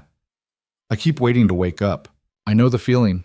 She was quiet for a moment, then, what are we, Ethan? There it was, the question they'd been dancing around for weeks. I don't know, he admitted. This started as me helping you, but somewhere along the way it became something else. Something more. Yeah. Does that scare you? Honestly? Yes. Because I don't know how to do this. I don't know how to be what you need while also being what Lucas needs while also running a company, and now there's a baby coming and... He stopped, realized he was spiraling. Sorry. Don't apologize. I'm scared too. Mia pulled her knees up to her chest. I didn't expect to feel this way about you. I thought it would be simple. You'd help me get pregnant and then we'd figure out co-parenting or whatever, but it's not simple anymore. No, it's not. I think I'm falling for you. The words hung in the air between them, honest and terrifying. Ethan looked at her, really looked at her, and saw someone who'd become essential without him quite noticing when it happened. "I think I'm falling for you too," he said. Mia let out a shaky breath. "What do we do about that?" "I have no idea." "That's not comforting." "You keep saying you want honesty." "I do, but maybe a little reassurance would be nice too." Ethan moved closer, took her hand. "Here's what I know. I like having you here. Lucas likes having you here. And I don't want to go back to how things were before you knocked on my door. Even though it's messy, especially because it's messy, perfect is boring." That got a laugh out of her. "This is definitely not boring. So maybe we just keep going, see where this leads? No grand plan? Do you want a grand plan?" Mia thought about it. "No, I want this. Whatever this is." "Okay then. Just like that?" "Just like that." She leaned her head on his shoulder, and Ethan wrapped an arm around her, pulling her close. They sat there in the darkness. Two broken people who'd somehow found a way to start healing together, with a baby on the way and no idea what they were doing, but willing to figure it out anyway. "Ethan?" "Yeah?" "I'm really happy." "Me too." And he meant it. For the first time in 4 years, sitting on his porch, with Mia tucked against his side, and a future taking shape that he'd never planned for, Ethan felt something like genuine happiness settle into his chest. It was terrifying and wonderful and completely uncertain. But it was real. And that was enough. The weeks that followed brought a strange new rhythm to their lives. Mia had morning sickness, or more accurately, all-day sickness, that left her exhausted and nauseous. Ethan found himself learning about ginger tea and saltine crackers, and which foods she could tolerate at which times of day. He also found himself being more present at home, delegating more at work, rearranging his schedule around her appointments. His executive team noticed, but didn't comment, probably because he'd been slowly shifting toward better work-life balance for months now, anyway. Lucas was excited, but also confused about the timeline. "When is the baby coming?" he asked every few days. "Not for a while, buddy." "But when?" "October, probably." "That's forever." 8 months is not forever. It is when you're 6. Fair point. Mia moved more of her things into Ethan's house gradually, without them ever having an explicit conversation about it. A toothbrush appeared in the bathroom, then clothes in the closet, then her favorite coffee mug in the kitchen. By week 8 of the pregnancy, she was essentially living there, going back to her rental only to check mail and keep up appearances for her landlord. "I should probably just give up the place," she said one evening. "Do you want to?" "I don't know. It feels like admitting something." "Like what?" "That this is permanent, that I'm not just crashing here temporarily." Ethan looked at her over the top of his laptop. They were both working at the kitchen island, her on freelance data entry, him on quarterly projections. "Mia, you're pregnant with my child. I think we're past temporary." "I know, but the lease feels different somehow. More official." "So make it official." "Just like that?" "Why not?" She chewed on her lip, thinking, what if this doesn't work out? Then you find a new place. But planning for failure seems counterproductive. I'm not planning for failure. I'm being realistic. You're catastrophizing. Same thing. Not even close. Mia closed her laptop, gave him her full attention. What do you want, Ethan? Really? I want you to stop second-guessing everything. That's not an answer. Yes, it is. He closed his own laptop, mirrored her position. I want you here. I want to do this together, the pregnancy, the baby, whatever comes after. I want Lucas to have stability and family, and I want to stop feeling like I'm just surviving day to day. And I think we can have that. If you stop looking for reasons it won't work. I'm not. You are. You've been waiting for the other shoe to drop since we started this. Mia was quiet for a long moment. Can you blame me? Everything I've ever loved has been taken away. I'm not taking anything away. Not intentionally, but life happens, Ethan. People leave, people die, things fall apart. They also come together sometimes. Do they? We did. She didn't have an answer for that, just looked at him with those eyes that carried too much loss and not enough trust that good things could last. Give up the lease, Ethan said softly. Move in properly. Let's stop pretending this is temporary and see what happens when we commit to it being real. You're asking me to move in. I'm asking you to stop living in limbo. That's not the same thing, isn't it? Mia stood up, paced to the window, looked out at the street. Her old rental was visible from here, small and dark and empty looking. Okay, she said finally. Okay? I'll give up the lease. I'll move in, properly. Ethan felt something loosen in his chest that he hadn't realized was tight. Yeah? Yeah. But if this blows up in our faces, I'm blaming you. Fair enough. She turned back to face him, and there was a tentative smile on her face. I can't believe I'm doing this. Which part? All of it. Moving in with you, having a baby, building a life with someone I barely knew 6 months ago. When you put it like that, it does sound crazy. It is crazy, but you're doing it anyway. I'm doing it anyway. Ethan stood up, crossed the kitchen to where she stood. He'd gotten comfortable touching her over the past weeks, hand-holding, arms around shoulders, casual affection that had become second nature. But this felt different, more intentional. He cupped her face in his hands, thumbs brushing across her cheekbones. I'm glad you knocked on my door. You've said that before. I'll probably say it again. Why? Because it's true. Because you changed everything. Because I didn't know how empty my life was until you filled it up. Mia's eyes were shining.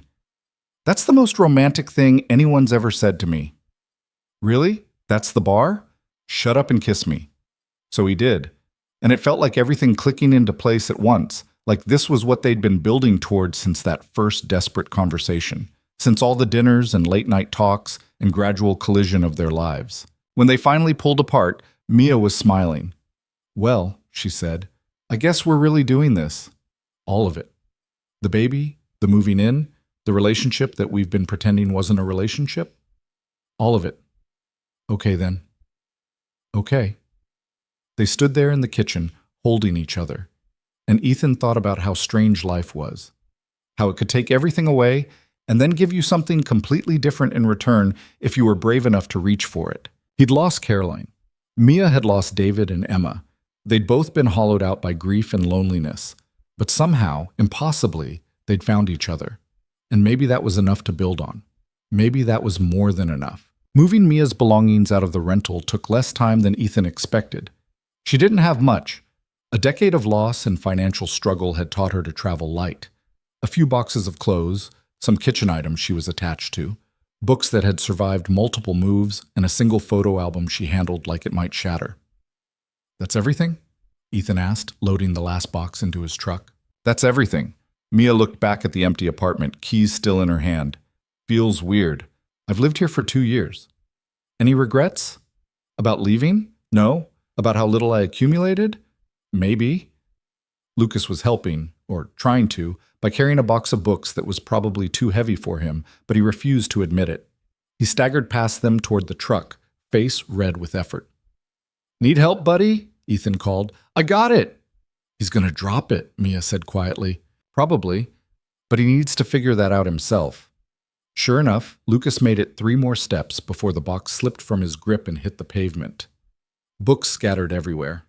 The kid stood there looking devastated. Mia moved before Ethan could, crouching next to Lucas. Hey, it's okay. Let's just pick them up. I said I could do it. And you almost did. That box was heavy. Even your dad would have trouble with it. Really? Lucas looked at Ethan for confirmation. Really? Those are hardcovers. Probably 30 pounds at least. Lucas seemed somewhat mollified by this.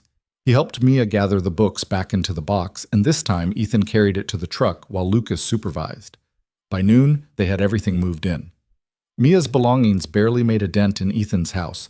The guest room closet absorbed most of her clothes, her kitchen stuff integrated into cabinets that had too much space anyway. The books went on shelves that had been mostly empty. It's like I was never here, Mia said, standing in what used to be her living room. You were here. You survived here. That counts for something. I guess. They drove back to Ethan's place, their place now, he supposed, and spent the afternoon helping Mia settle in properly. Lucas insisted on showing her where everything was, even though she'd been living there for weeks already. And this is the good cereal, he said, pointing to a cabinet. And this is where Dad hides the cookies he thinks I don't know about. Ethan raised an eyebrow. You know about those. Dad, they're in the same spot they've always been. You're not sneaky. Apparently not. Mia was laughing, and Ethan found himself just watching her, the way she looked more relaxed than he'd seen her in months, how she'd stopped carrying herself like she was ready to bolt at any second. That night after Lucas was asleep, they sat in the living room with the TV on, but neither of them watching it. Mia had her feet tucked under her on the couch, hand resting on her stomach, even though there was nothing to feel yet. 12 weeks tomorrow, she said. End of the first trimester. Dr. Chen said the risk of miscarriage dropped significantly after that. I know. I'm scared to believe it's real. Ethan shifted closer, pulled her against his side. It's real. You're really pregnant. We're really doing this. I threw up 4 times this morning. I heard. Very real. She elbowed him gently. Not funny. Little bit funny. I hate you. No, you don't. No, I don't. She tilted her head back to look at him. Thank you for today, for helping me move, for making this easy. It should be easy. Nothing in my life has been easy for a long time. Well, get used to it. I'm excellent at making things easy. Mia snorted. You run a tech company. Nothing about your life is easy. Fair point, but I'm good at making other people's lives easier. Delegate, automate, eliminate, that's my whole philosophy. You can't delegate pregnancy. No, but I can handle everything else, so you don't have to. She was quiet for a moment, then, I'm not used to being taken care of. I've noticed. It makes me uncomfortable. Also noticed. But I'm trying to let you help, to not feel like I have to do everything myself. Ethan kissed the top of her head. That's all I'm asking. They stayed like that, tangled together on the couch, until Mia started falling asleep sitting up.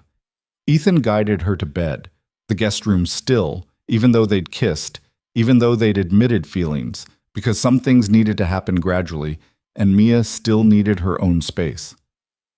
Good night, she mumbled, already half asleep. Good night. He stood in the doorway for a moment, watching her curl into the blankets, and thought about how quickly life could change. 6 months ago, she was a struggling neighbor he barely knew. Now she was pregnant with his child, living in his house, and he couldn't imagine the place without her. The 12-week ultrasound happened on a Tuesday. Ethan had cleared his entire afternoon, ignored 3 urgent emails from his CFO, and drove them to Portland with a knot of nerves in his stomach he couldn't quite explain. You okay? Mia asked. Fine. Why? You've checked your mirrors like 15 times in the last mile. I always check my mirrors. Not like that. Ethan forced himself to relax his grip on the steering wheel. I'm nervous. About what? What if something's wrong? Dr. Chen said everything looked good at the last appointment. I know, but still. Mia reached over and squeezed his hand. We're going to see our baby today. Try to enjoy it. Our baby. The word still sounded surreal. The ultrasound tech was a cheerful woman named Monica who talked them through everything as she moved the wand across Mia's gel-covered stomach. Ethan stared at the screen, trying to make sense of the black and white images. There's the head, Monica said, pointing, and there's the spine. Good, strong heartbeat. Would you like to hear it? Yes, Mia said immediately. The room filled with a rapid whooshing sound, impossibly fast. Ethan felt something shift in his chest. That was a heartbeat. That was a person. That was real. Everything looks great, Monica continued. Good size for 12 weeks. All the measurements are right on track. Really? Mia's voice was tight with emotion. Really? You've got a healthy baby in there. Tears were streaming down Mia's face, but she was smiling. Ethan found his own eyes getting wet and didn't bother wiping them away. Do you want pictures? Monica asked. Please. She printed out several ultrasound images, tiny gray blobs that somehow meant everything. Ethan stared at them while Mia cleaned the gel off her stomach, memorizing the shape of their child. In the car afterward, Mia held the pictures carefully, like they might disappear.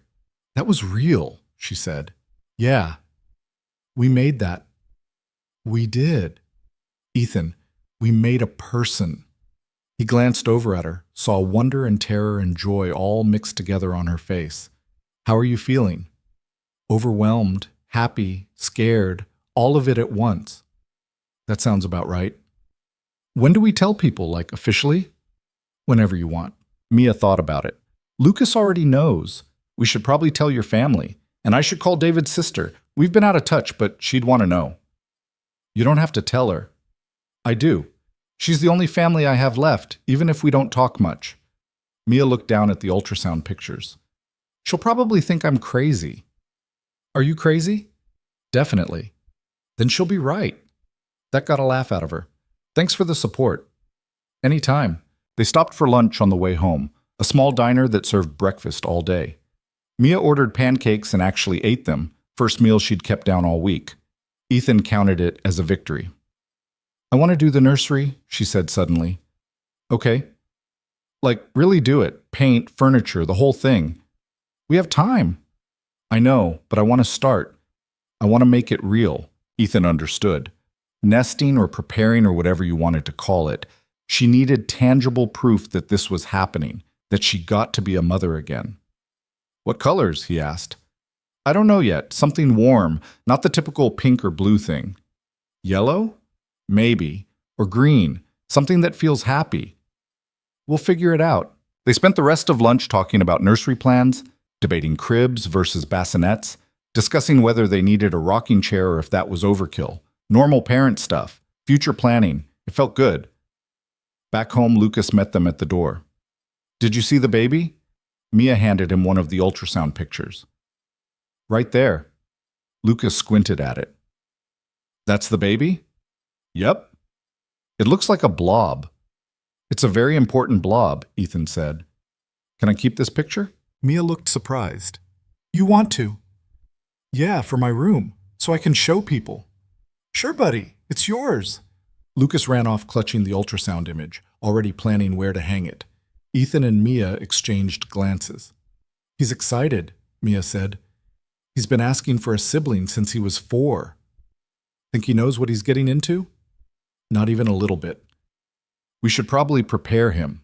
Good luck with that. He thinks babies are just small people who sleep a lot. He's not entirely wrong. The next few weeks fell into a comfortable rhythm. Mia's morning sickness finally started to ease up around week 14, and she had more energy than she'd had in months. They painted the nursery together, a soft sage green that Mia found after scrolling through approximately 700 paint samples. Lucas helped by getting more paint on himself than the walls, but he was enthusiastic about it. Ethan's family found out when his mother called unexpectedly, and Mia answered his phone without thinking. Who's this? His mother asked. Oh, this is Mia. Ethan's... She faltered, unsure how to finish that sentence. Ethan's what? Girlfriend, I guess. There was a long pause. He didn't mention a girlfriend. It's kind of new. How new? I should probably let him explain, but Ethan's mother was already in full interrogation mode. Are you the neighbor, the one he mentioned helping a few months ago? Yes. And now you're living together? It's complicated, I'll say. Put my son on the phone. Mia handed over the phone, looking apologetic. Ethan took it, already bracing himself. Mom. Ethan Alexander Vale, you have a girlfriend living in your house, and you didn't think to mention this. It happened fast. Apparently. How long? A few months? And Lucas is okay with this? Lucas loves her. There was another pause, and when his mother spoke again, her voice was softer. Is she good to you? Yeah, Mom, she is.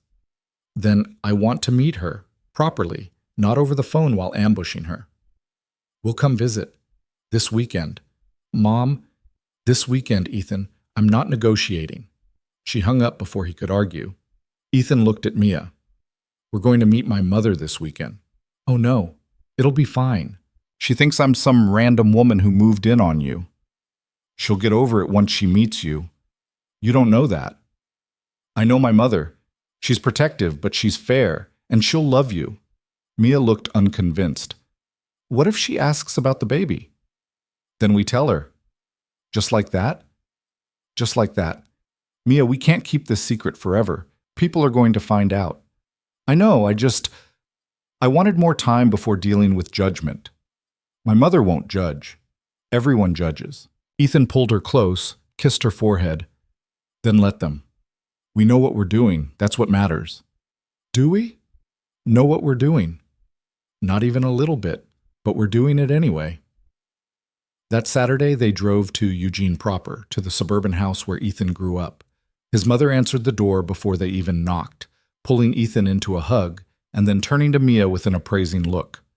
So you're the one who finally got my son to slow down. I don't know about that, Mia said. He's been working himself to death for years. If you got him to take an afternoon off, that's an accomplishment. Lucas pushed past them all. Grandma, guess what? What, sweetheart? Mia's having a baby. Dead silence. Ethan closed his eyes. Lucas, buddy, we talked about this. What? You said we were telling Grandma today. I meant later. Oh. Ethan's mother, Patricia, looked between them, processing. You're pregnant? Mia nodded, mute. And it's Ethan's? Mom, it's a reasonable question. You've been dating what, 2 months? 6, Ethan corrected. And yes, it's mine. He stopped, trying to figure out how to explain the whole situation in a way that wouldn't sound completely insane. Patricia held up a hand. You know what? Let's go inside, have some coffee, talk like adults instead of standing on my porch. They followed her in. Lucas immediately disappeared to find his grandfather, leaving the adults to navigate the conversation. Patricia made coffee that none of them really wanted and sat them down at her kitchen table. She looked at Mia first. Are you happy about this? Yes, Mia said without hesitation. And you? Patricia turned to Ethan. Yeah, Mom, I am. Even though you barely know each other? We know each other, Ethan said. Maybe not in the traditional way, but we know each other. Patricia sipped her coffee, thinking. Tell me how this happened. So they did. The whole story, Mia's loss, the desperate request, the decision to help, how things had evolved beyond the original arrangement. Ethan watched his mother's face, trying to read her reaction. When they finished, Patricia was quiet for a long moment.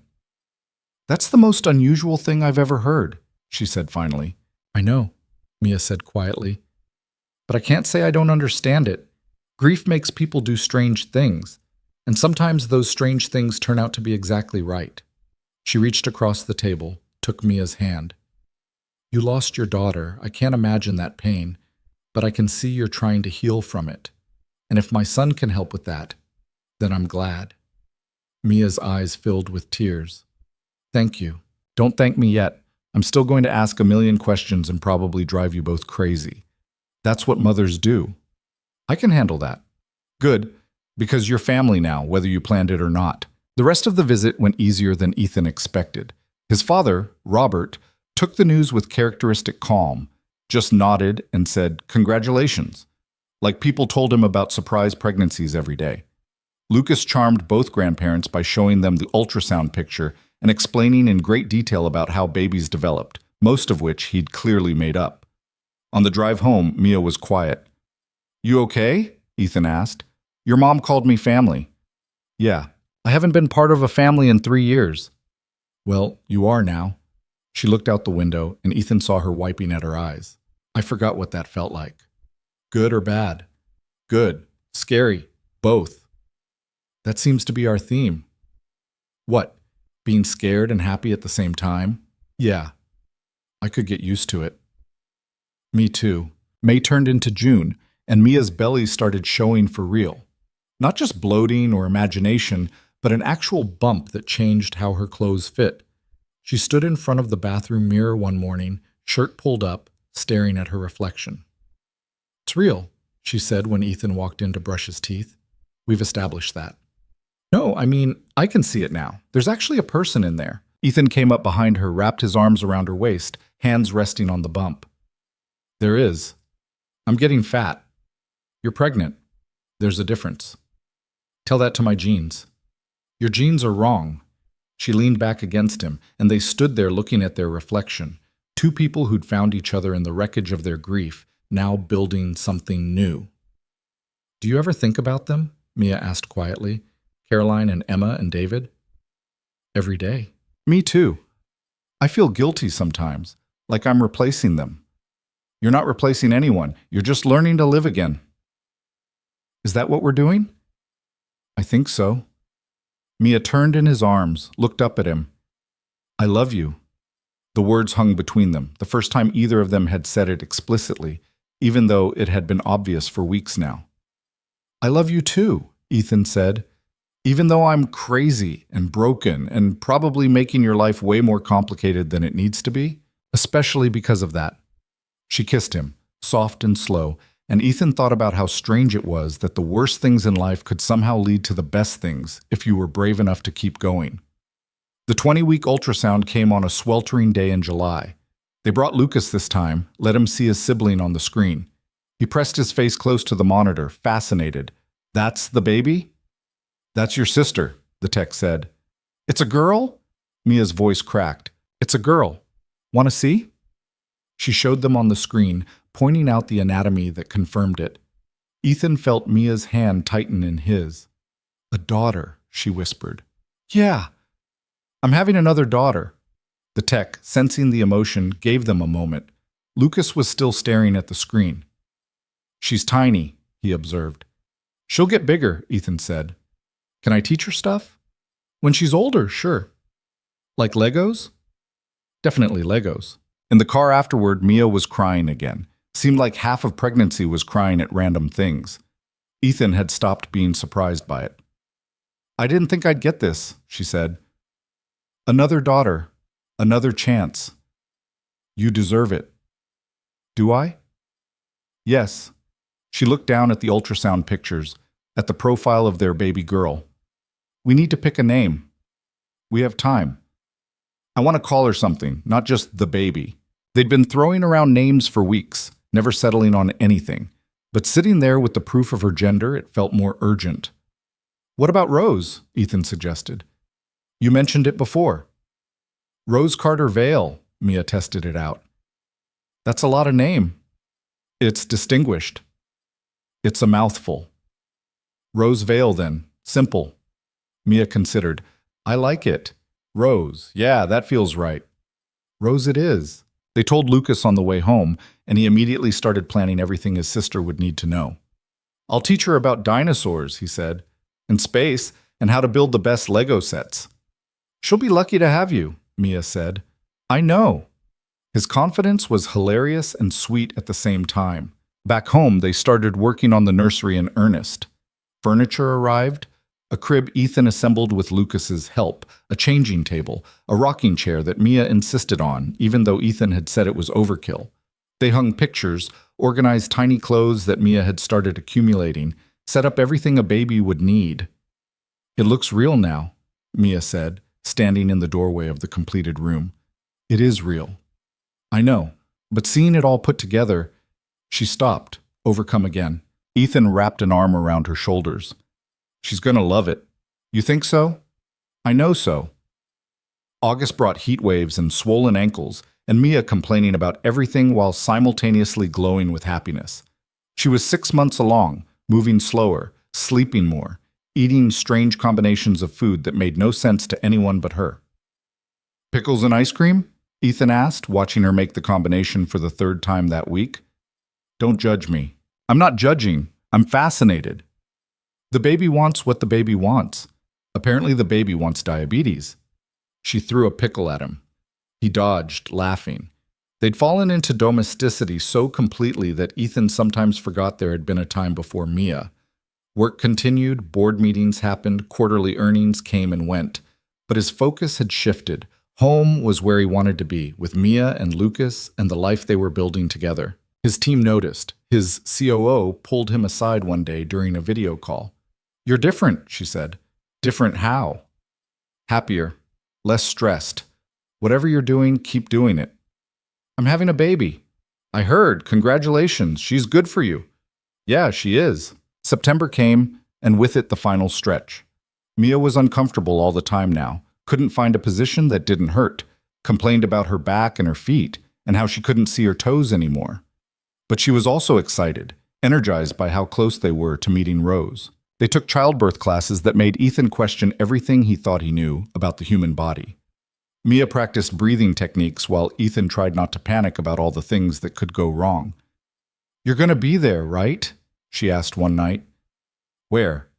In the delivery room. when it happens. Of course, where else would I be? I don't know, some men can't handle it. Mia, I'm not leaving you. Not for any of this. She relaxed slightly. Okay, good, because I'm terrified and I need you there. I'll be there, every second. Even the gross parts? Especially the gross parts. You say that now. I mean it. And he did. Whatever happened, however hard it got, he was seeing this through. They both were. October arrived with cooling temperatures and leaves turning colors and a sense of anticipation that permeated everything. Mia was due in 2 weeks, right on schedule. They had the hospital bag packed, the car seat installed, everything ready. All they needed now was Rose. The contractions started on a Tuesday night, mild at first. Mia timed them while Ethan tried not to hover. Still 20 minutes apart, she said. Should we call the doctor? Not yet. She said to wait until they're 5 minutes apart or my water breaks. Okay, what do you need? For you to stop pacing. You're making me nervous. Ethan forced himself to sit down.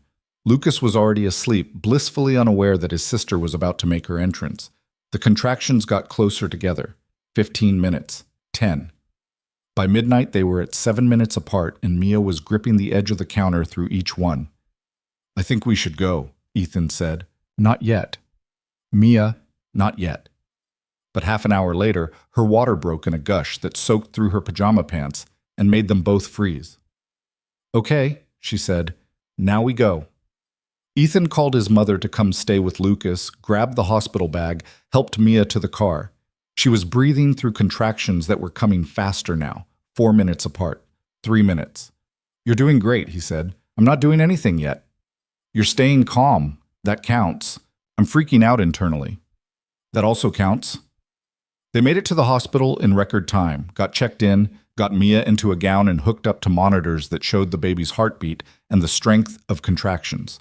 Everything was moving fast now, the medical team preparing for delivery. How far apart are the contractions? The nurse asked. 2 minutes, Mia gasped. And you're at 8 centimeters. This baby wants out.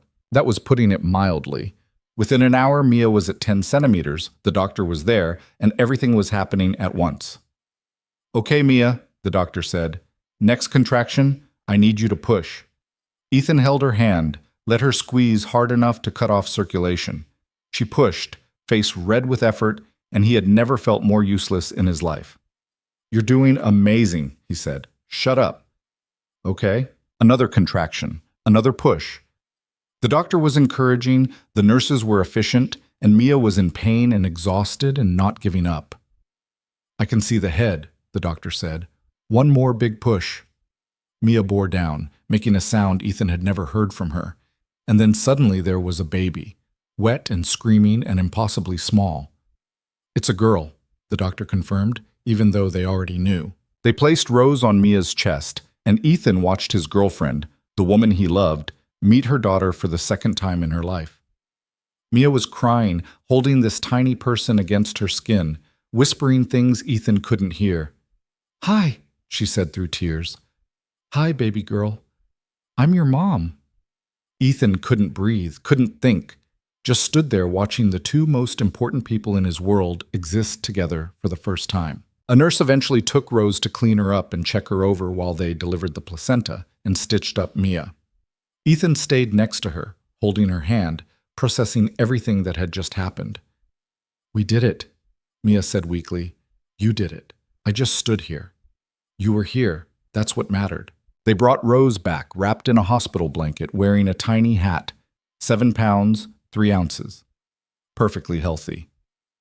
Ethan held her for the first time and felt something crack open in his chest. A different kind of love than what he felt for Lucas, but just as powerful. She's perfect, he said. She is. You're perfect. I'm exhausted and gross and perfect, Ethan repeated firmly. Mia smiled, too tired to argue.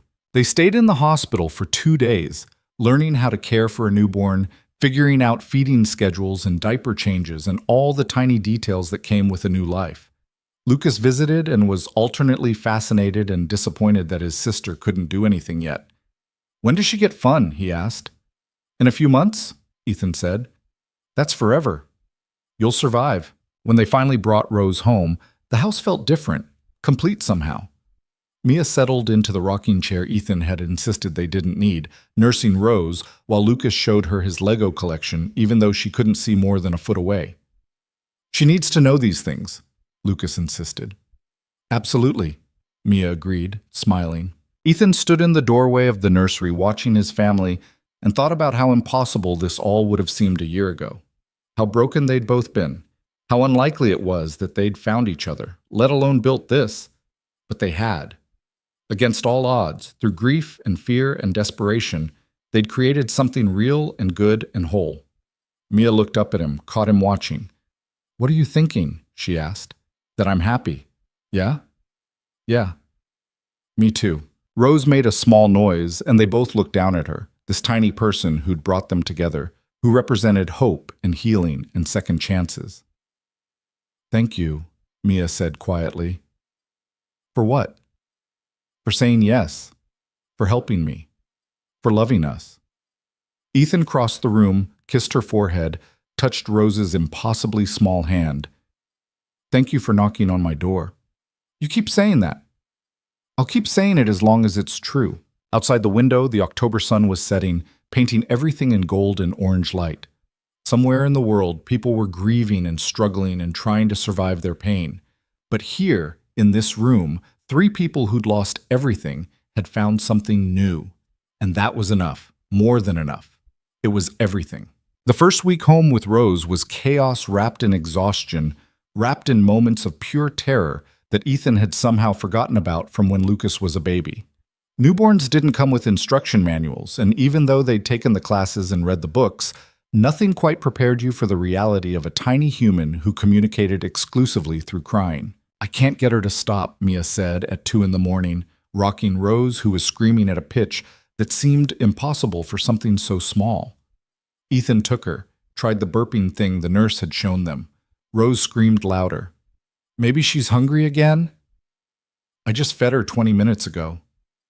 "Diaper?" "Changed it." "Then what does she want?" "I don't know." Mia's voice cracked with frustration and tears. "I should know. I did this before. Why don't I know?" Ethan shifted Rose to his shoulder, patting her back in what he hoped was a soothing rhythm. "You did this 7 years ago with a different baby. Every kid is different. That's not helpful." "I know. I'm sorry." Rose finally calmed down, making small hiccuping sounds against Ethan's neck. He was afraid to move, afraid to breathe wrong and set her off again. "How did you do that?" Mia asked. "I have no idea." They stood there in the nursery, both exhausted, both terrified they were doing everything wrong, and Ethan thought about how parenting was just educated guessing with higher stakes. Lucas adjusted to having a sister with the chaotic energy of a 6-year-old who thought babies were basically dolls that made noise.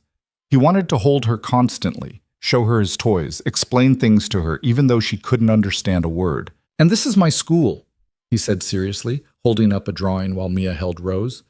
"You'll go there too when you're big. The playground is the best part." "She's 3 days old, buddy," Ethan said. "School is a long way off." "I'm preparing her." "For what?" "Life." Hard to argue with that logic. Mia was struggling more than she'd admit.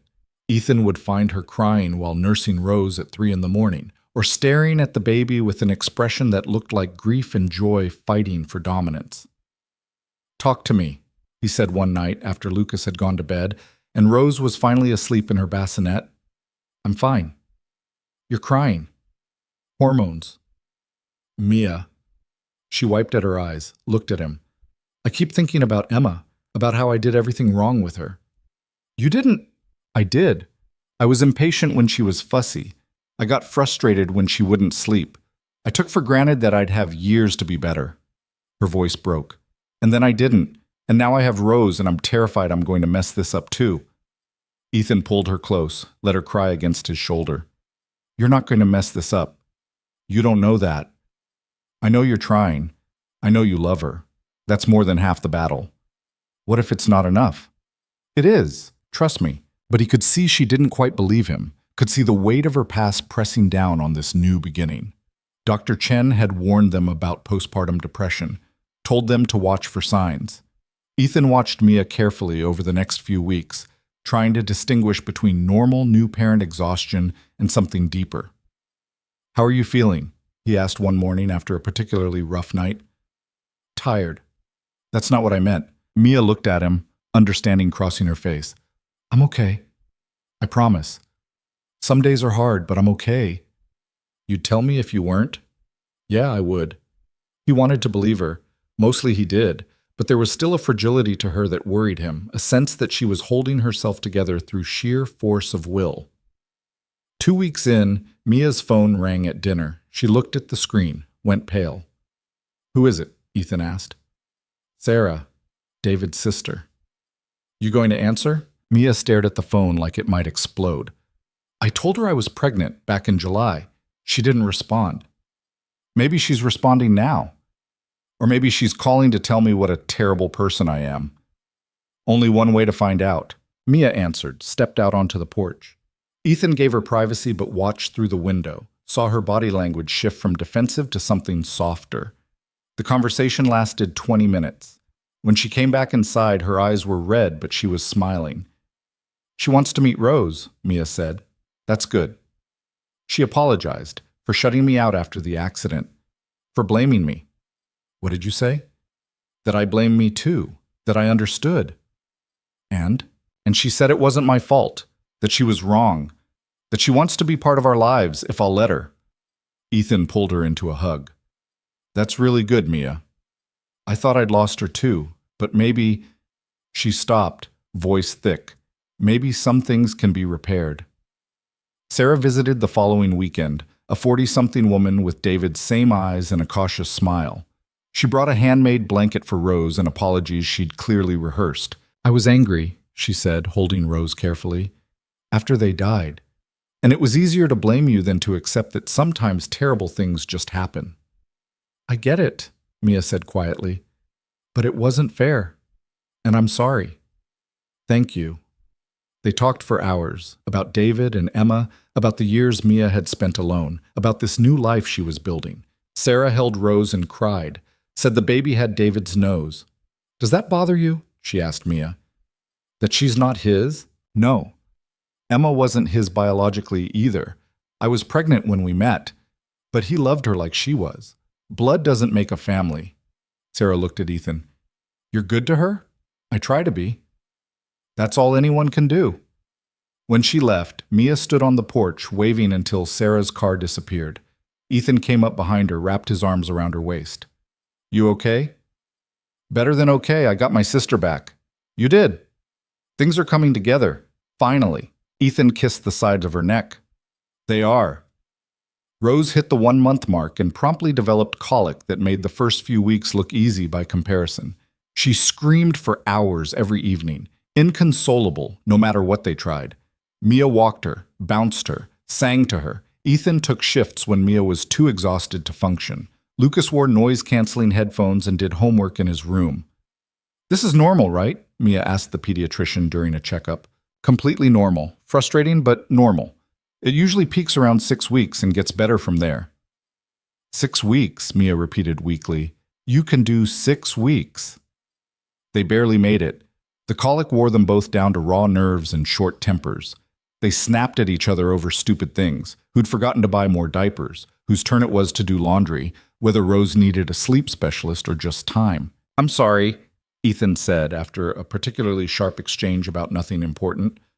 "I'm sorry too. I'm just so tired." "Me too." They stood in the kitchen, both running on 3 hours of sleep, both frayed at the edges, and Ethan thought about how nobody talked about this part. The books made it seem like love conquered all, but love didn't do laundry or cure colic or make you less exhausted. "We're going to get through this," he said. "Are we?" "We survived worse." "Have we?" "Mia, you survived losing your entire family. I survived losing my wife. We can survive a colicky baby." She laughed, but it was tinged with hysteria. "When you put it like that, perspective." "Perspective," she agreed. True to the pediatrician's word, the colic started improving around 6 weeks. Rose still fussed, but it was manageable fussing instead of hours-long screaming marathons. They could put her down occasionally, could eat dinner with 2 hands. could have conversations that didn't revolve around bodily functions. I forgot what your voice sounded like, Ethan joked one evening. Very funny. I'm serious. We've been in survival mode for so long. And now? Now maybe we can actually enjoy this. Mia looked down at Rose, who was doing tummy time on a blanket and hating every second of it. She's getting big. She is. Lucas was never this fussy. Different baby. Your mom said you were an easy baby, too. Are you calling our daughter difficult? I'm saying she has opinions. Rose chose that moment to spit up all over the blanket. Mia sighed. Strong opinions, Ethan amended. November arrived cold and wet, and with it came the question neither of them had really addressed yet. What are we? Mia asked one night after the kids were asleep. What do you mean? I mean, officially. We live together. We have a baby together. You tell people I'm your girlfriend, but we've never actually talked about what this is. Ethan set down his laptop, gave her his full attention. What do you want it to be? I asked first. I want it to be permanent. I want you here, in this house, in my life. I want to raise Rose together and be a family with Lucas. I want... He paused. I want everything with you. Mia was quiet for a long moment. That's a lot. Too much? No, just a lot. She moved closer on the couch. I want that too. I'm just scared. Of what? That I'll lose it again. That I'll get used to being happy and then everything will fall apart. It might. That's not reassuring. I'm being honest. Life doesn't come with guarantees. Bad things happen to good people. But you can't live in fear of what might go wrong. Can't I?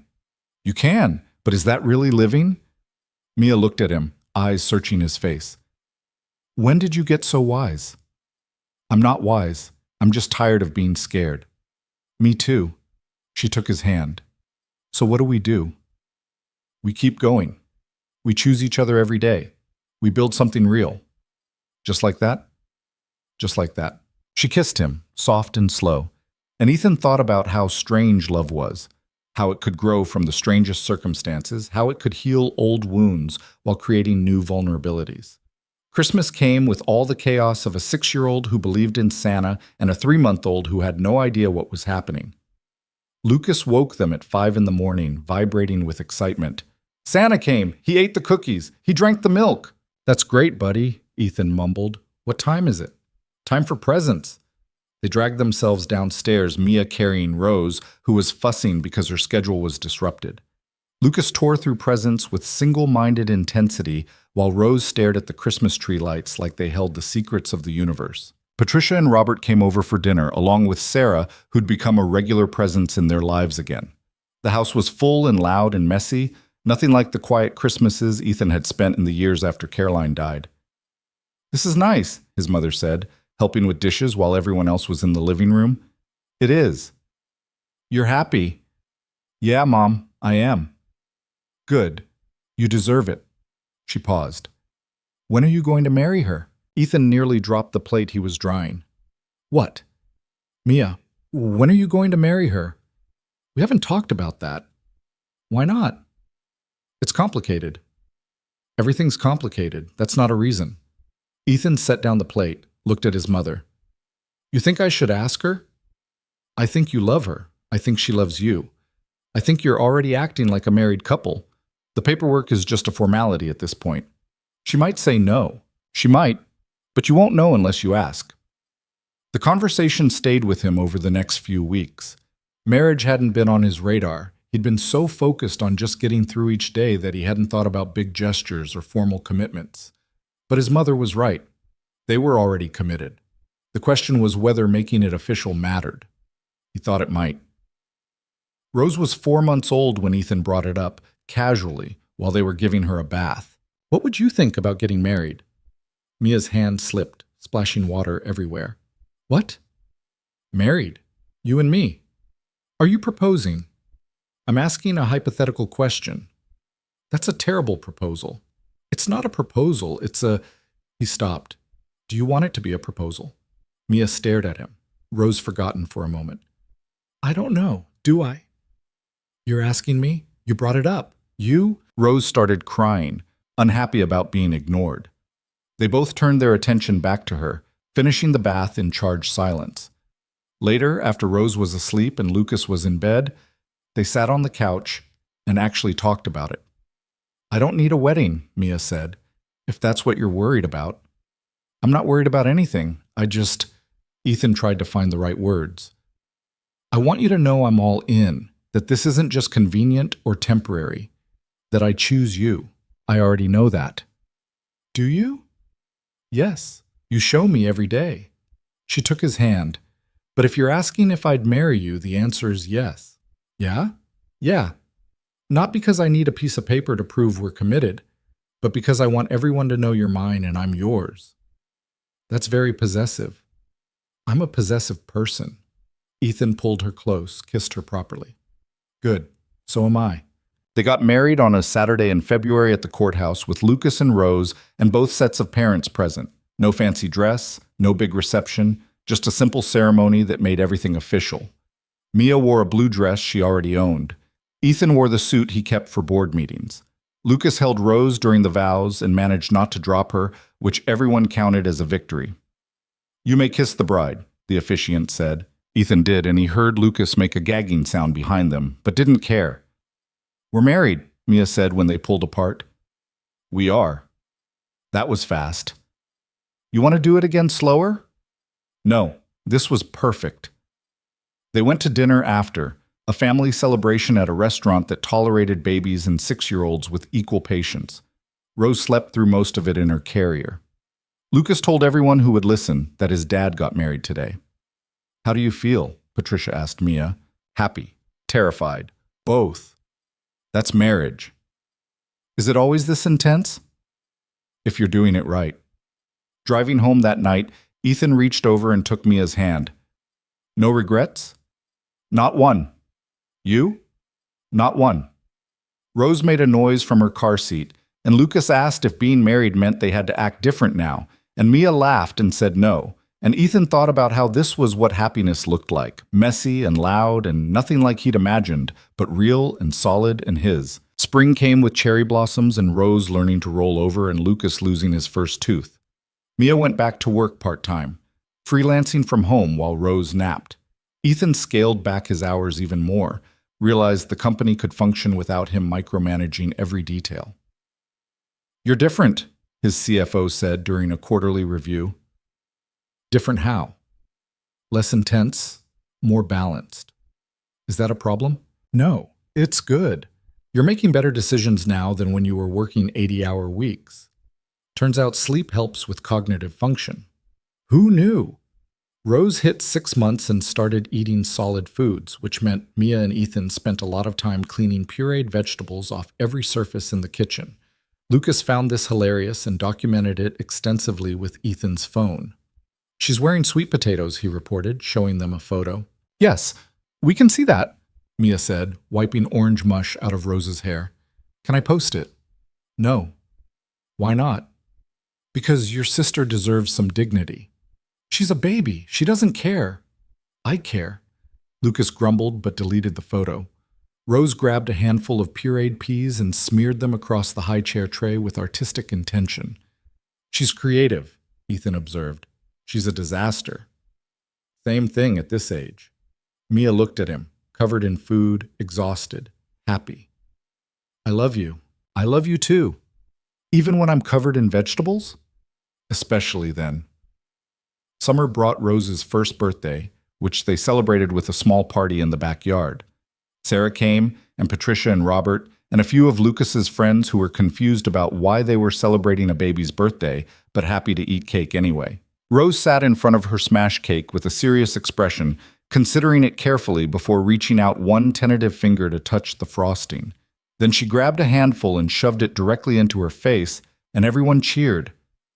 "She's definitely your daughter," Ethan said to Mia. "Why, because she goes all in?" "Because she thinks about it first and then commits completely." "I do not do that." "You absolutely do that." Mia shoved him playfully, but she was smiling. They watched Rose destroy her cake with methodical intensity while Lucas and his friends ran around the yard playing tag. "Can you believe it's been a year?" Mia asked. "Feels like yesterday and forever ago at the same time." "I know what you mean. She leaned against him, and Ethan wrapped an arm around her waist, pulled her close. A year ago, they'd been terrified new parents with a crying newborn and no idea what they were doing. Now they were slightly less terrified parents with a 1-year-old and a better handle on things. Progress. Thank you, Mia said quietly. For what? For giving me this. For helping me find my way back to being happy.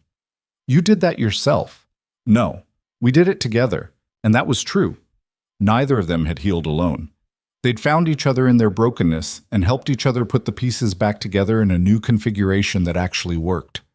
That night, after the party was cleaned up and both kids were asleep, they sat on the porch like they had 100 times before. Do you still think about them? Ethan asked. Emma and David? Every day. Not in the way I used to, with that sharp grief that made it hard to breathe. But they're still there. She looked at him.